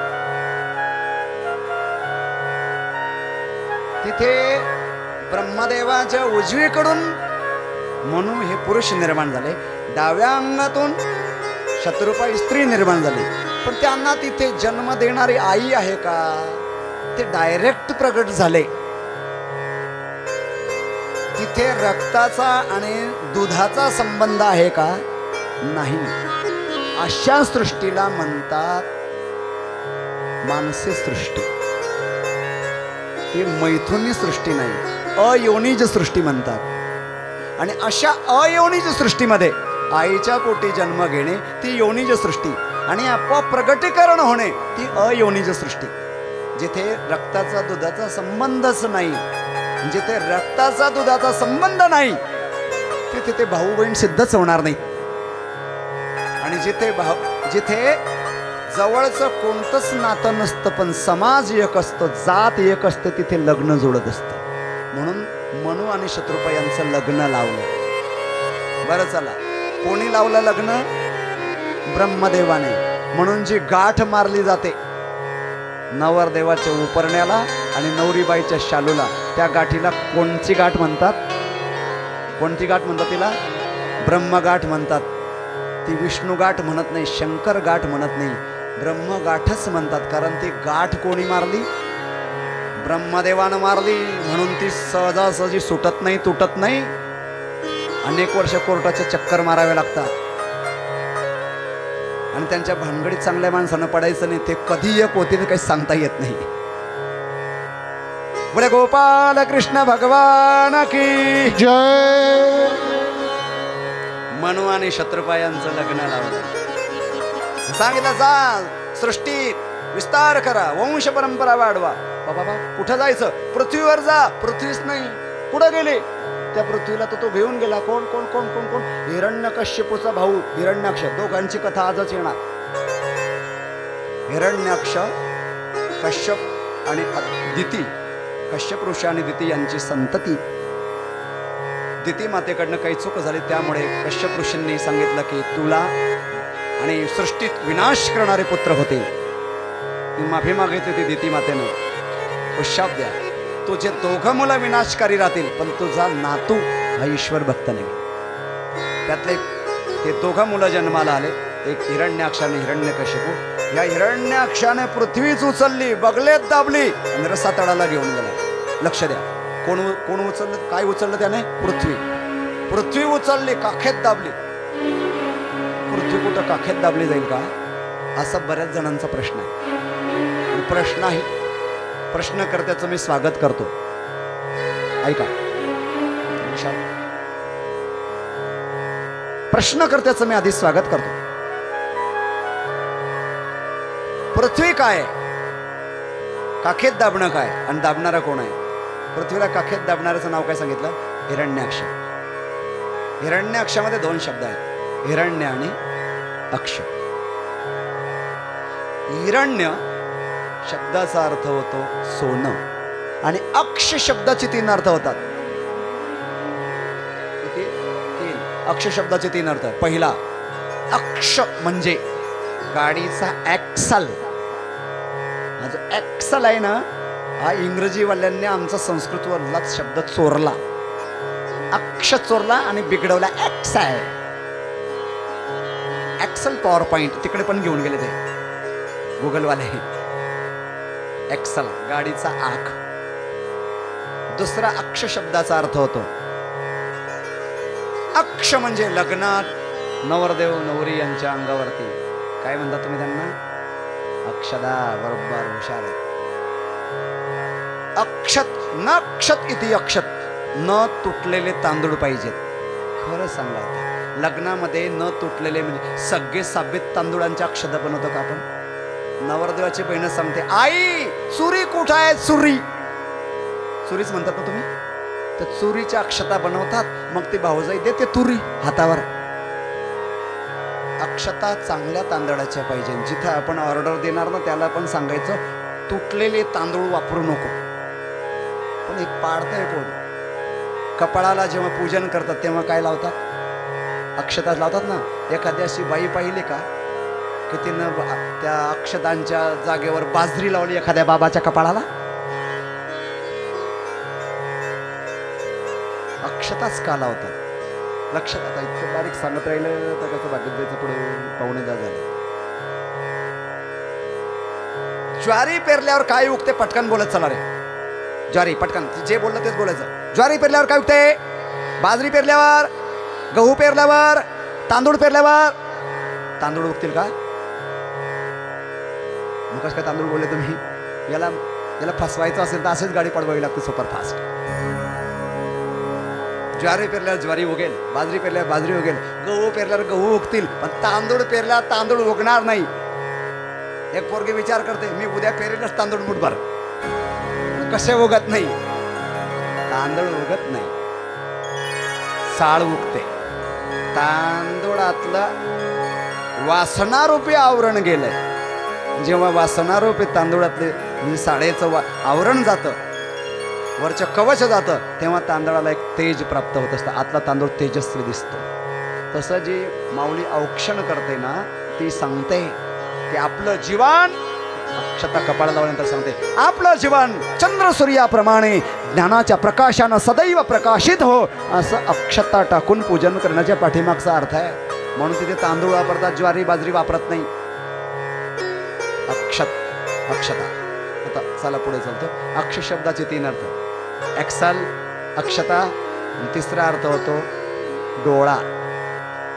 हिरण्याक्ष, सोन्यावर डोळा म्हणजे कोण? लोभी. लोभी व्यक्तीला पूर्ण पृथ्वीची संपत्ती जरी मिळाली तरी त्याला ती अल्पशी वाटते. हा इथला भावार्थ आहे. ब्रह्मलीन सद्गुरू बालयोगीजी महाराज असं सांगायचे की त्याला पृथ्वीचं वैभव, समग्र पृथ्वीचं वैभव काखेत दाबल्या जाणारे चेंडूप्रमाणेच अल्पसा वाटत असतात. त्यातला भावार्थ त्या हिरण्याक्षाचा आणि उद्धार करून पृथ्वी आणायची होती. ब्रह्मदेवापासून भगवान विष्णू प्रकट झाले अंगुष्ठ मात्र वराहाच्या रूपामध्ये. बोले वराह भगवान की जय. भगवान वराहांनी हिरण्याक्षाचा उद्धार वध करून केला आणि पृथ्वी आणली आणि या ग्रहमालिकेमध्ये सोडून दिली. अधांतरी तरंगली त्या पृथ्वीवरती जीवसृष्टी. आणि त्या पृथ्वीवर नर्मदा मातेच्या किनारी माहिष्मती नगरी, तिथे मनु महाराज राज्य करायला लागले. त्याला सध्या महेश्वर असं म्हणतात, असं बऱ्याच जणांचं म्हणणं आहे. जिथे अहिल्यादेवी, पुण्यश्लोक राजमाता अहिल्यादेवी होळकर यांनी आपली राजधानी बसवली होती नर्मदा मातेच्या किनारी. तिथे मनु महाराज राज्य करायला लागले. आणि त्या मनु महाराजांना लक्ष द्या, आपल्यापर्यंत कसं आलात आहे. पहिलं जोडपं कोणतं? मनु शत्रुपा. बघा, भगवान विष्णू, ब्रह्मदेव, मनु शत्रुपा, तिथून पुढे सुरुवात झालं. मनु महाराजांनी शत्रुपा राणींना पहिल्यांदा झाल्या 3 मुली. पहिले मुलं नाही झाले, पहिल्यांदा मुली झाल्या. ती 1-2 नाही, किती झाल्या? 3. म्हणून मुलगी जर पहिल्यांदा घरात जन्माला येत असेल तर मुलीच्या जन्माचं स्वागत करा आजीबायांनो. आणि मुलगी जन्माला आली तर सगळ्यात आधी तिरस्कार करते आजी. ती आजीनं हे समजून घ्यावं की मी सुद्धा कोणाची तरी मुलगी होती. कार्टी जन्माला आले, कार्टी. मग तुम्ही कोण होत्या तुमच्या जन्माच्या वेळेला? काय वायरी उलट्यात काहींच्या. अरे स्क्रू ड्रायव्हर आणा आणि सुधरून घ्या, त्याला सरळ करा. मुलीच्या जन्माचं स्वागत करा. मुलापेक्षा मुलगी बेरी प्रकाश देते दोही घरी. मुलीच्या जन्माचं स्वागत. 1 मुलगी नाही, 2 नाही, किती झाल्या? 3. नाव बोलतो मोजा. आकुती, प्रसूती, देवहूती, 3 मुली झाल्या.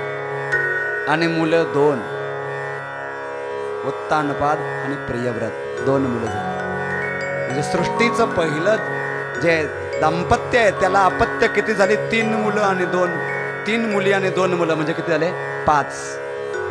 1 जोडपं त्याला किती अपत्य झाले? 5. म्हणून आपल्या मराठीत एक म्हण आहे, एकाचे 5, 5चे अशीच म्हण आहे ना. की कोणी असं म्हणतं एकाचे 4, 4चे 14, एकाचे 7, 7चे 17, भरती जत्रान फिरतात कुत्रा. म्हणच अशी आहे, एकाचे 5 म्हणजे 1 जोडपं. 1 परमात्म्यापासून 1 जोडपं आणि 1 जोडप्याला अपत्य झाले 5 आणि 5पासून झाले 50. सृष्टी विस्ताराला झाली. त्यातले पहिले जी मुलगी होती आकुती, रुची प्रजापतींना दिली तिथे यज्ञ आणि दक्षिणा. हा जोडा जन्माला आला, भगवंताचेच ते अवतार. त्यानंतर पुढे धाकटी जी आहे तिचं चरित्र आधी येतं, म्हणजे देवहूतीचं.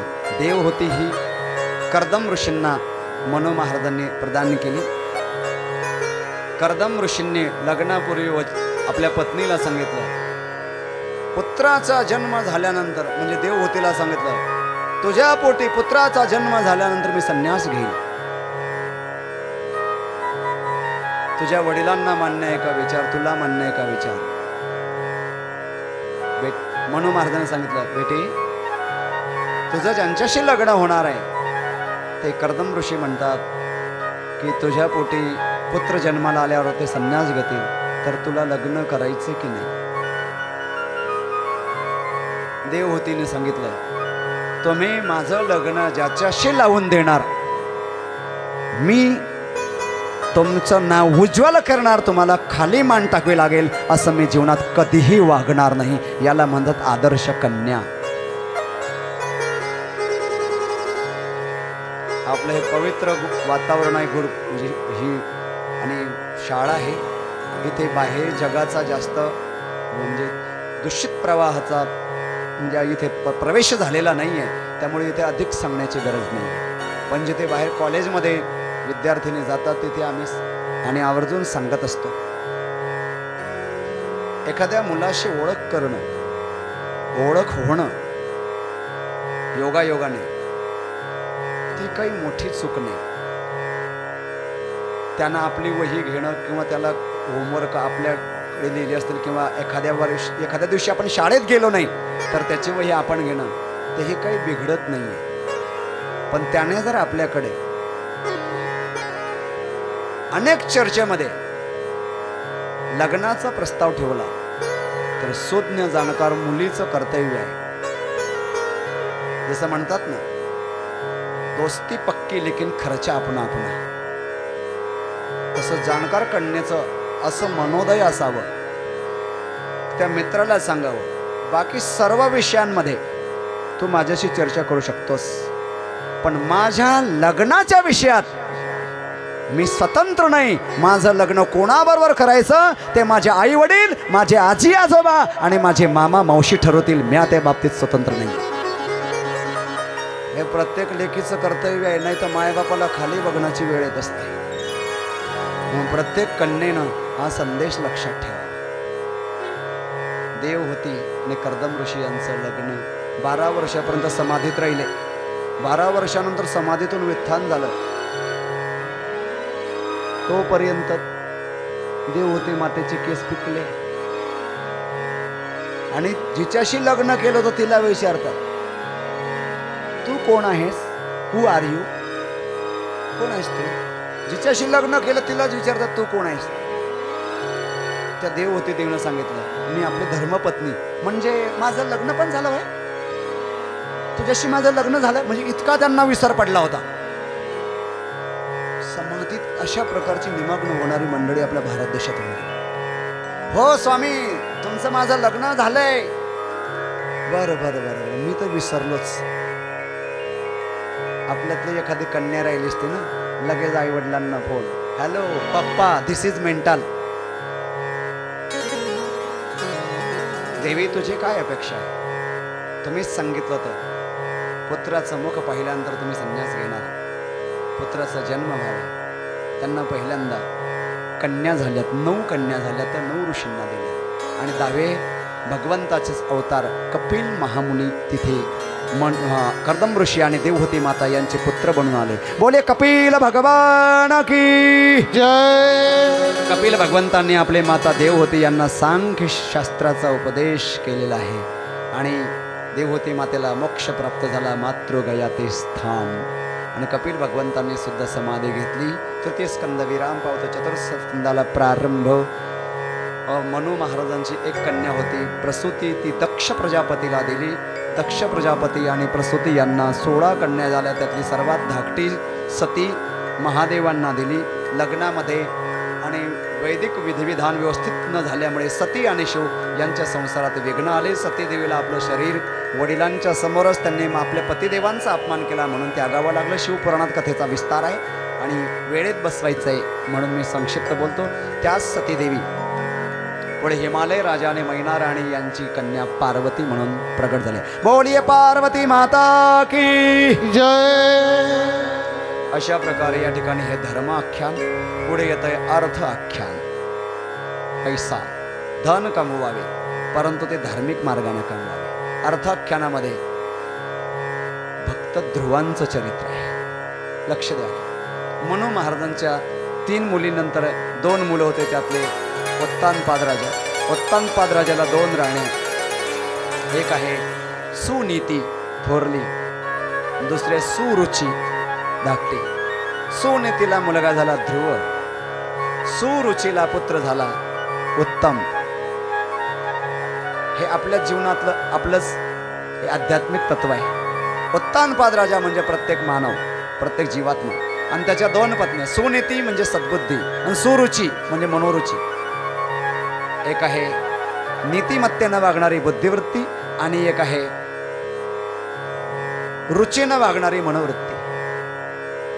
तर ध्रुव बाळ आपल्या आई वडिलांच्या मांडीवरती बसण्यासाठी सिंहासनाकडे गेला. सावत्र आईनं ध्रुवांना प्रताडना केली, जर तुला वडिलांच्या मांडीवरती सिंहासनावरती बसायचं असेल तर भक्त्या आराध्य पुरुषम, परमेश्वराची आराधना कर, त्याच्याकडनं वरदान प्राप्त कर, माझ्या पोटी जन्माला ये, म्हणजे तुला राजसिंहासनावरती बसता येईल. आपल्या आईकडे गेले. सुनीती मातेनं सांगितलं, बेटा सावत्र आईनं जे सांगितलं ते अगदी बरोबर आहे. ध्रुव बाळाचं वय तेव्हा 5 वर्षाचं होतं आणि त्यांनी घराचा त्याग केला, आईचे आशीर्वाद घेतले, वनामध्ये कुठे ध्यान करावं, मधुवनात नारदांच्या सांगण्यानुसार नारदांनी द्वादशाक्षरी मंत्र दिला आणि त्या द्वादशाक्षरी मंत्राचा जप करायला लागले. पहिल्या महिन्यामध्ये द्वादशाक्षरी मंत्राचा जप करायचा आहे. मग कंदमुळ फळांचा आहार घेतला आणि आसनावरती बसलेत आणि ओम नमो भगवते वासुदेवाय. ओम नमो भगवते वासुदेवाय. ओम नमो भगवते वासुदेवाय. ओम नमो भगवते वासुदेवाय. ओम नमो भगवते वासुदेवाय. वासुदेवाय हरिनंदनंदनाय. वासुदेवाय हरिनंदनंदनाय. ओ वासुदेवाय हरिनंदनंदनाय. वासुदेवाय हरिनंदनंदनाय. ओम नमो भगवते वासुदेवाय. ओम नमो भगवते वासुदेवाय. ओम नमो भगवते वासुदेवाय. ओम नमो भगवते वासुदेवाय. टाळी वाजवावे.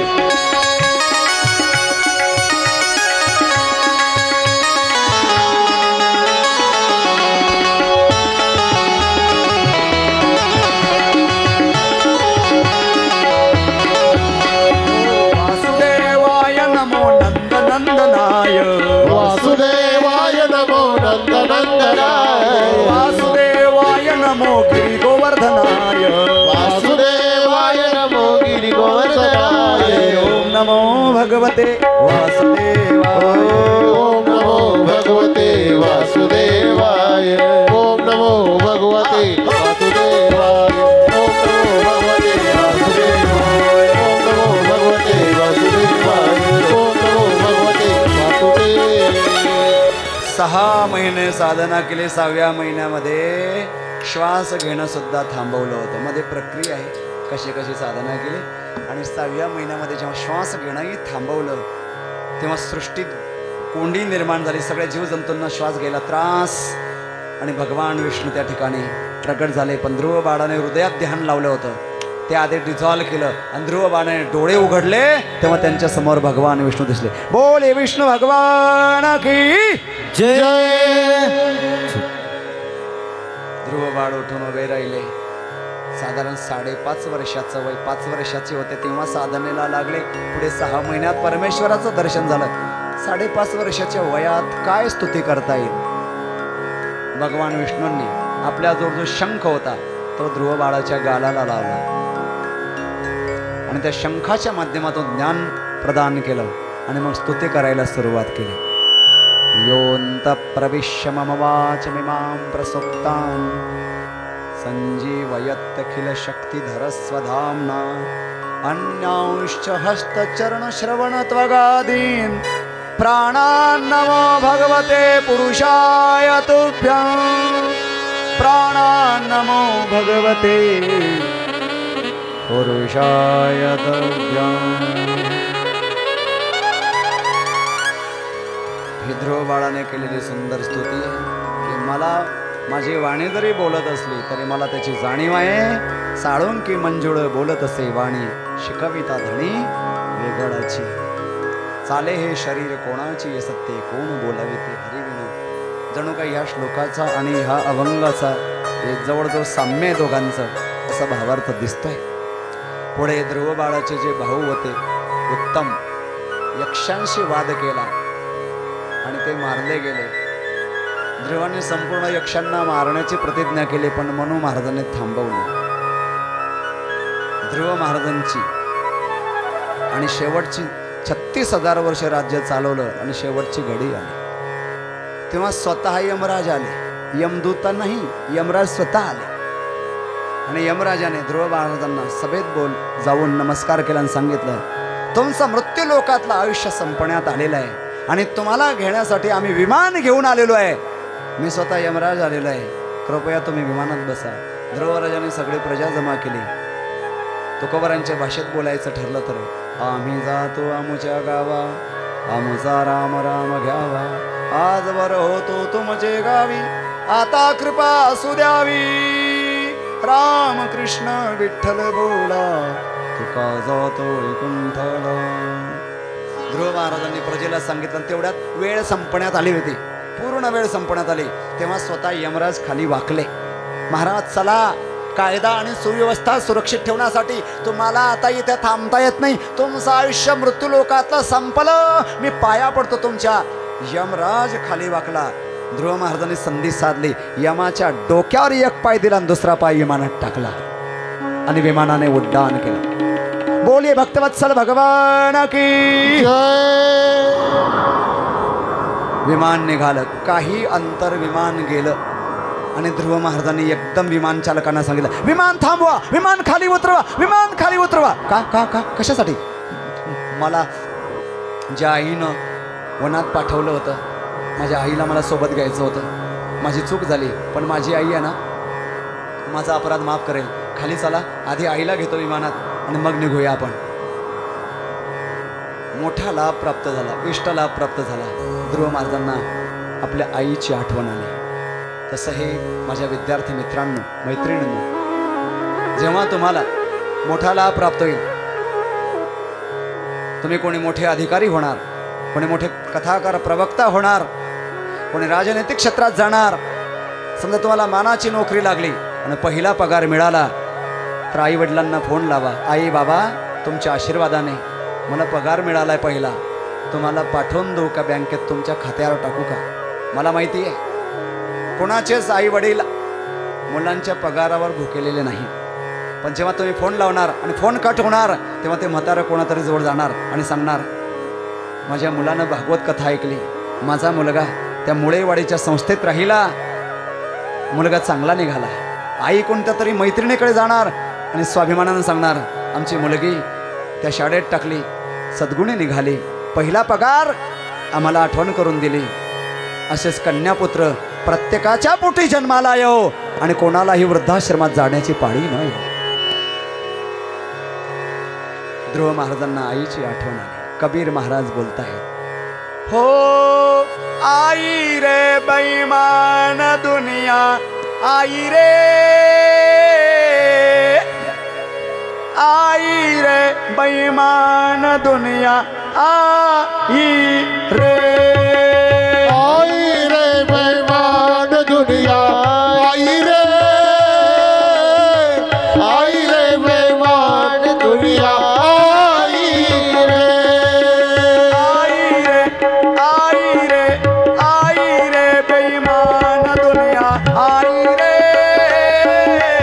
आई रे बेईमान दुनिया, आई रे, ओ आई रे बेईमान दुनिया, आई रे, आई रे बेईमान दुनिया, आई रे. माता पिता को कोई नहीं माने, माता पिता को कोई नहीं माने, माता पिता को कोई नहीं माने, माता पिता को कोई नहीं माने, औरत को बहुमान मान मान मान, आई रे बेईमान दुनिया, आई रे, आई रे बेईमान दुनिया, आई रे, आई रे बेईमान दुनिया, आई रे, आई रे बेईमान दुनिया, आई रे. संत कबीर महाराज या जगतातल्या मातृपितृ सेवा विहीन अपत्यांबद्दल फार खंत व्यक्त करतायत की अशी सृष्टीमध्ये संतती जन्माला आली की ती आई वडिलांना मानत नाही, आई वडिलांची सेवा करण्याकडे दुर्लक्ष करतात, ते संतांना मानत नाही.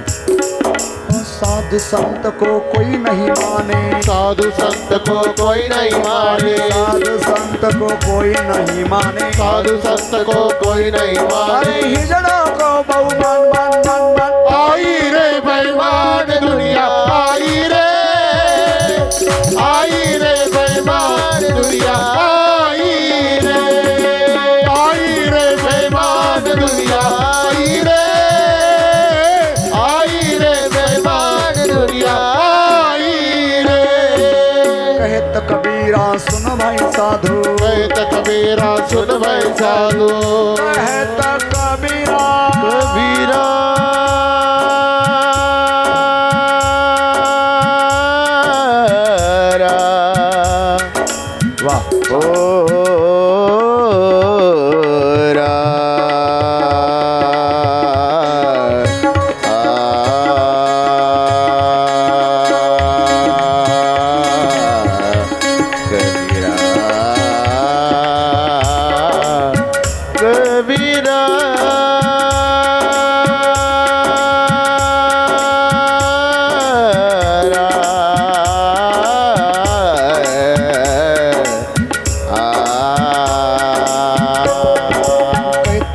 कबीरा सुन भाई साधु कहत कबीरा सुन भाई साधु कहत कबीरा सुन भाई साधु कहत कबीरा सुन भाई साधु यही बद है निर्वाण वाण आई रे बेईमान दुनिया आई रे बेईमान दुनिया आई रे बेईमान दुनिया आई रे बेईमान दुनिया आई रे राजा राम बोलो राधे श्याम राजा राम बोलो राधे श्याम राजा राम बोलो राधे श्याम राजा राम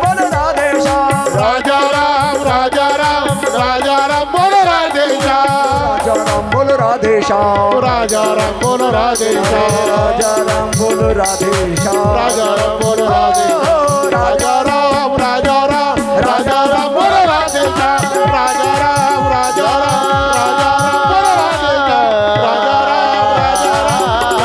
बोलो राधे श्याम राजा राम बोलो राधे श्याम बोली अवधूत चिंतन श्री गुरुदेव दत्त विमान खाली उतरवा मला माझ्या आईला सोबत घ्यायचंय विमान चालकाने सांगितलंय विमान खाली उतरवण्याची गरज नाही वरती बघा वरती विमानातून डोकावून वरती बघा वरती पाहिलं ध्रुव महाराजांनी तर आपल्या स्वतःच्या विमानाच्या वरती अजून एक विमान चाललं होतं आणि त्या विमानामध्ये ध्रुव महाराजांची आई बसून आशीर्वाद देत होती बेटा तुझ्यासारखा सत्पुत्र सुसंस्कार संपन्न पुत्र माझ्या पोटी जन्माला आला त्यामुळे तुझ्यासोबत मला सुद्धा विमानात बसून वैकुंठास जाण्याचा योग आला कोळी कन्यापुत्र होती जे सात्विक तयाचा हरिख वाटे देवा अशा प्रकारे ध्रुव महाराजांना अढळ पद प्राप्त झालं ते ताऱ्याच्या रूपामध्ये अजूनही आपल्याला दिसतात अशा प्रकारे ध्रुव महाराजांच्या चरित्राला वंदन करतो ध्रुव महाराजांच्या वंशामध्ये पुढे अंगराजा झाला दुष्टवेन राजा झाला त्याला शासन करण्यासाठी भगवंतांनी पृथ्वी अवतार धारण केला त्यामुळे या धरतीचं नाव पृथ्वी पडलं पृथ्वी महाराजांनी प्रजेला उपदेश केला पुरंजन आख्यान आणि त्यानंतर पुढे या ठिकाणी चतुर्थ स्कंद विराम पावतो पंचम स्कंदामध्ये मनु महाराजांचा 2 नंबरचा पुत्र प्रियव्रताला 10 मुलं होते नाव बोलतो मोजा अग्निद्र इद्मजिह्व यज्ञबाहू महावीर हिरण्यरेता घृतपृष्ठ सवन मेधातिथी वीतिहोत्र कवी 10 मुलं आणि या 10 भावांची एक बहीण होती तिचं नाव आहे ऊर्जस्वती पुढे अग्निद्राचा पुत्र नाभीचा पुत्र ऋषभदेव आणि ऋषभदेवांचे पुत्र पुढे भरत ह्या भरतांना सार्वभौम राज्य मदालसा मातेनंच वर्णन केलं आहे पर्ये दे मदालसा सोहम जोजुरे बाळा तर भरतांच्या राज्याचं वर्णन मदालसा मातेने आपल्या मुलांना म्हणजे उपदेश करताना देव असं आदर्श राज्य होतं 22 त्या पोखरणी नदी गंगा वाहते ज्या घरी कुलस्त्रिया राज्य राणीव संपत्ती हे सुख सांडून या कासया योग सेविती असं सुंदर राज्य सोडून भरत राजा वनात गेले गंडकी नदीच्या किनारी पर्णकुटी बांधून राहत असताना एके दिवशी स्नानाला गेले असताना ओंजळीत पाणी घेतलं आणि अर्पण करणार त्यावेळेला हातामध्ये हरणाचं पाडस आलं त्या पाडसाच्या आईच्या पाठीमागे हिंस्र पशु लागला होता म्हणून तिनं अलीकडच्या तीरावरून पलीकडच्या तीरावर उडी घेण्याचा प्रयत्न करला तिच्या पोटातलं पाळस गडालं ते भरत राजाच्या ओंजळीत आलं आश्रमात आणलं लक्ष द्या या चरित्राला श्रवण करून बरेच जण घोटाळ्यात पडतात दया करणं चांगली गोष्ट आहे पण देवाला विसरून दया काही कामाची नाही भरत राजाने दया केली पण देवाला विसरून दया केली देवाला आठवून दया करा किंबहुना दया क्षमा शांती तेथे देवाची असते पूर्वी देवाची आठवण करत होते आता हरणाच्या पाडसाची आठवण करायला लागले आणि एके दिवशी त्या हरणाच्या पाडसाला कोणत्या तरी हिंस्र पशुने पकडलं होतं आणि ते रक्तबंबाळ पर्णकुटी जवळ आलं त्या हरणाच्या पाडसाकडे पाहता पाहता भरत राजा त्याचे चिंतन करायला लागला त्यावेळेला भरत राजांचं आयुष्य भानू मावडला म्हणजे मरण आलं हरणाच्या पळसाकडे पाहता पाहता भरत राजा मेला. परिणाम जड भरत राजा हरणी गर्भी गेला. जड भरत राजा हरणी गर्भी गेला. जड भरत राजा हरणी गर्भ गेला. जड भरत राजा हरणी गर्भ गेला. जड भरत राजा हरणी गर्भ गेला. जड भरत राजा हरणी गर्भ गेला. जड भरत राजा हरणी गर्भ गेला. जड भरत राजा हरणी गर्भ गेला. आला तो घातला वासनेने. गाला तो घातला वासनेने. गाला तो घातला वासने. गाला तो घातला वासने. हो गाला तो घातला वासनेने. गाला तो घातला वासनेने. हो गाला तो घातला वासने. गाला तो घातला वासने. भरत राजा हरणी गर्भ गेला. जड भरत राजा हरणी गर्भ गेला. जड भरत राजा हरणी गर्भ गेला. जड भरत राजा हरणी गर्भ गेला. जड भरत राजा हरणी गर्भ गेला. जड भरत राजा हरणी गर्भ गेला. जड भरत राजा हरणी गर्भ गेला. जड भरत राजा हरणी गर्भ गेला. जड भरत राजा हरणी गर्भ गेला. घाला तो घातला वासनेने. हरणाच्या पाळसाकडे पाहता पाहता भजन करणारा राजा हरणाच्या जन्मात गेला. मरता मरता मरणी जयाचे आठवे. तो तेची गती ते पावे. म्हणून सदा स्मरावे मातेची तुला. मरता मरता ज्याची स्मृती अंते मती सा गती. मरता मरता जे आठवेल त्यानुसार पुढची गती होत असते. म्हणून मरता मरता म्हशीची आठवण म्हशीच्या जन्मात. मरता मरता बकरीची आठवण बकरीच्या जन्मात. कोंबड्यांची आठवण. मरता मरता कोणाची आठवण ते लक्ष दे. दिस इज फिलॉसॉफी. कोणती फिलॉसॉफी? मानसशास्त्र, सायकोलॉजी. मरता मरता आठवण कोणाची येते याच्यावर जर चिंतन केलं तर असं दिसतं ज्याच्यावर अधिक प्रेम असतं. दुसऱ्या भाषेत बोलतो ज्याच्यात आपला अधिक जीव असतो.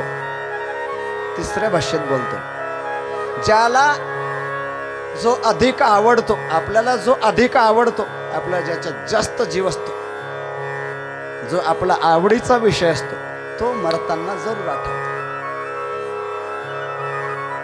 ज्याचा आवडीचा विषय पैसा असेल त्याला मरताना पैसा आठवेल. ज्याच्या आवडीचा विषय मरताना पुत्र असेल त्याला पुत्र आठवेल.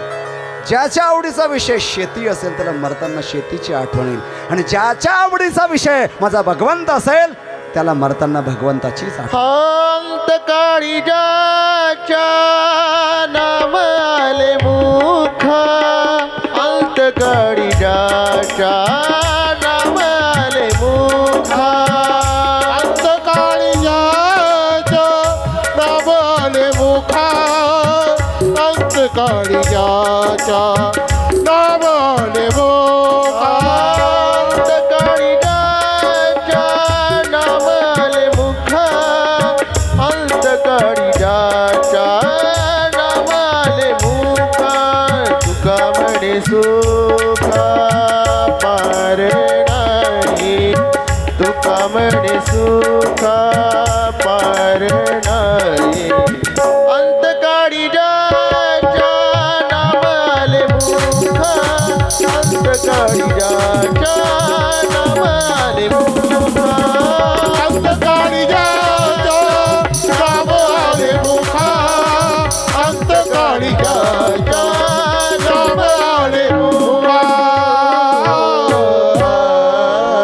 अंतकाळी ज्याच्या नाम आले मुखा तुका म्हणे सुखा पार नाही. म्हणून अंतकाळामध्ये देवाची आठवण यावी यासाठी मी काय सिद्धांत मांडला, फार सुंदर प्रमाण दिलं. ज्याचं देवावर प्रेम असेल त्याला अंतकाळात देवाचं नाम आठवेल, देवाचं रूप आठवेल. ज्याच्यावर प्रेम असेल, ज्याच्यात आपला जीव असेल, अर्थात जो आपल्याला सर्वात जास्त आवडत असेल तोच मरताना आठवेल. म्हणून मरताना जर देवाची आठवण यावी असं वाटत असेल तर आपल्या आवडीचा विषय देव असावा. बहु आवडसे जीवापासून. ज्याच्या आवडीचा विषय देव असेल त्याला मृत्यू काळामध्ये देवाची आठवण करायला सांगावं लागणार नाही. देवाचीच आठवण येईल, बाकी कोणाचीच आठवण येणार नाही. म्हणून आपल्या आवडीचा विषय देव व्हावा. आपल्याला अंतकाळामध्ये देवाचीच आठवण यावी यासाठी स्वतः प्रयत्न करा. जिथे स्वतःचे प्रयत्न अपूर्ण पडतात तिथे प्रार्थना करा. बस, बाकी काही नाही. काल आपण इतना तो करना स्वामी जब प्राण तन से निकले, गोविंद नाम लेके जब प्राण तन से निकले. जेव्हा मरण जवळ येईल, मरणासन्न अवस्था होईल, तेव्हा देवाचं नाव घेत घेत आपले प्राण जावे. बस त्यासारखं असं मरण आलं तर त्यासारखं मरण कोणाचंच नाही. श्रेष्ठ मरण आहे ते. देवाची आठवण करता करता प्राण जावे. आणि तेच आपल्या जीवनात यावं यासाठी मी भगवान दत्तात्रयांना प्रार्थना करतो. आपल्या अण्णा यांच्या जीवनामध्ये सुद्धा आदरणीय वैकुंठवासी दत्तात्रय अण्णा यांनी सुद्धा भगवान नामाचा प्रचार केला.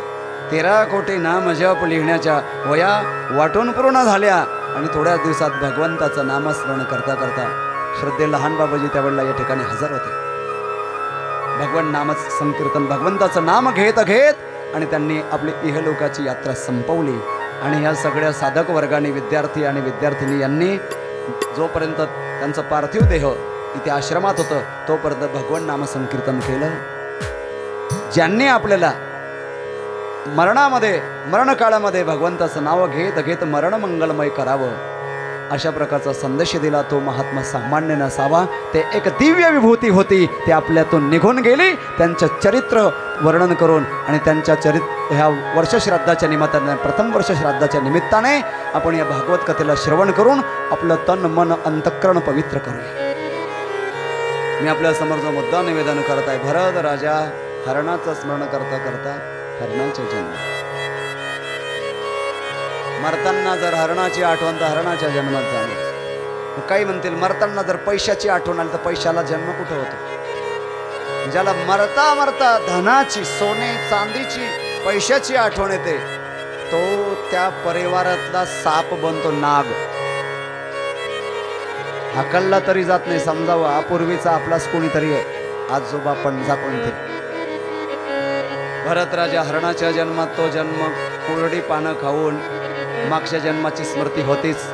हरणाचा देह सोडला आणि मग शुचीनाम श्रीमताम गेहे योग भ्रष्ट विजायते अथवा योगी नामेव कुले भवते धीमताम या गीतोक्त वचनाप्रमाणे जड रूप धारण केलं. कोणाशी बोलायचं नाही म्हणून त्यांना जड भरत म्हणतात. ब्रह्मकुलामध्ये जन्माला आलं, कोणाशीच बोलायचं नाही. काही तात्विक गोष्टीवरून घरात मोठ्या बाबाच्या पत्नीशी काही वाद झाला, घर सोडलं, वनात गेले. आदिवाशांनी नरबली द्यायचं ठरवलं पण तिथे देवी मातेनंच वाचवलं. तिथून बाहेर निघाले. लक्ष द्या, हरणाकडे पाहता पाहता राजा मेले, हरणाच्या जन्मात गेले होते आणि ते हरिण राजाकडे पाहता पाहता मेलं होतं. ते हरिण रहुगण राजा झालं होतं आणि मागच्या जन्माचे ऋणानुबंध. इकडे हे जड हरणाच्या जन्मातून पुन्हा जड भरत झाले आणि तिकडे ते रहुगण राजा झालं होतं हरिण. ते रहुगण राजा कपिल ऋषींकडे, कपिलाचार्यांकडे आत्मज्ञानाच्या प्राप्तीसाठी जात असताना पालखीत बसून इकडे त्यांच्या पालखीचा एक भोई थकला आणि मग जड भरतानाच पालखीला जोडण्यात आलं. लक्ष द्या, बाकीचे भोई व्यवस्थित चालत होते पण जड भरत जेव्हा चालायचे ना, मुंग्या मरू नये. जर मुंग्यांची ओढ आली तर कधी पाय आखूट टाकायचे, त्यांना वाचवण्यासाठी कधी लांब टाकायचे. वरच्या राजाला दणका बसायचा. राजा ओरडला, रहुगण राजा, कोण आहे? तर तिघांनी सांगितलं, हा नौखा व्यवस्थित चालत नाही. अरे कापला तर एकाचे 4 होतील. आता मग पहिल्यांदाच बोलायला सुरुवात केली जड भरताना. कोणाला कापणार? माझ्या देहाला का माझ्या आत्म्याला? अरे अरे अरे रे, देह की और आत्मा की जो बात करता है तो महात्मा होता है. लगेच उडी घेतली, चरणावर पडले. या संसार रूपी मनामध्ये जीव काय येतो, तिथून सुटायचं असेल तर काय करावं, भावाटवीचं वर्णन म्हणतात ते आलेलं आहे. त्या अंतर्गत पुढे किम पुरुष वर्ष भारतवर्षाचं वर्णन, 7 दीपांचं वर्णन, वरचे 7 लोक खालचे 7 लोक यांचं वर्णन. वरचे 7 कोणते मोजा? भूरलोक, भुवरलोक, स्वरलोक, महलोक, जनलोक, तपलोक, सत्यलोक. किती झाले? 7. खालचे 7 बोलतो मोजा. अत्तल्ल, वित्तल्ल, सुत्तल्ल, तल्लातल्ल, महातल्ल, रसातल्ल, पाताल्ल, ध्यानात आल्ल का असंच गेलं. किती झाले हे? 7. हे 7 आणि 7 म्हणून 14 भुवनांचं वर्णन करता करता पंचमस्कंदाच्या शेवटी 28 प्रकारच्या नरकांचं वर्णन. नरकयातनांतून सुटण्यासाठी काय करावं? केचित केवलया भक्त्या वासुदेव परायणा अगम धन्वन्ति कारस्नेन निहारमिव भास्करः प्रायश्चित्तानि चीर्णानि नारायण पराङ्मुखं न निपूष्णन्ति राजेन्द्र सुरा कुंभमिवापगा. नरक यातनांपासून वाचायचं असेल तर भगवन नामाशिवाय पर्याय नाही. त्यासाठी अजामेळ पापराशी नामे गेला. वैकुंठाशी ती कथा आलेली आहे. त्यानंतर पुढे वृत्रासुराचं वर्णन येतं आणि वृत्रासुराच्या वधाची, वृत्रासुराला जे मारलं गेलं त्याची ब्रह्महत्या इंद्रदेवाला लागली. इंद्रदेवाला लागलेली ती ब्रह्महत्या 4 ठिकाणी वाटून देण्यात आली. त्यानंतर चित्रकोतीला वैराग्य संकर्षण देव दर्शन, चित्रकोतीला पार्वतीचा शाप आणि दिती व अदिती यांच्या संतानोत्पत्तीचे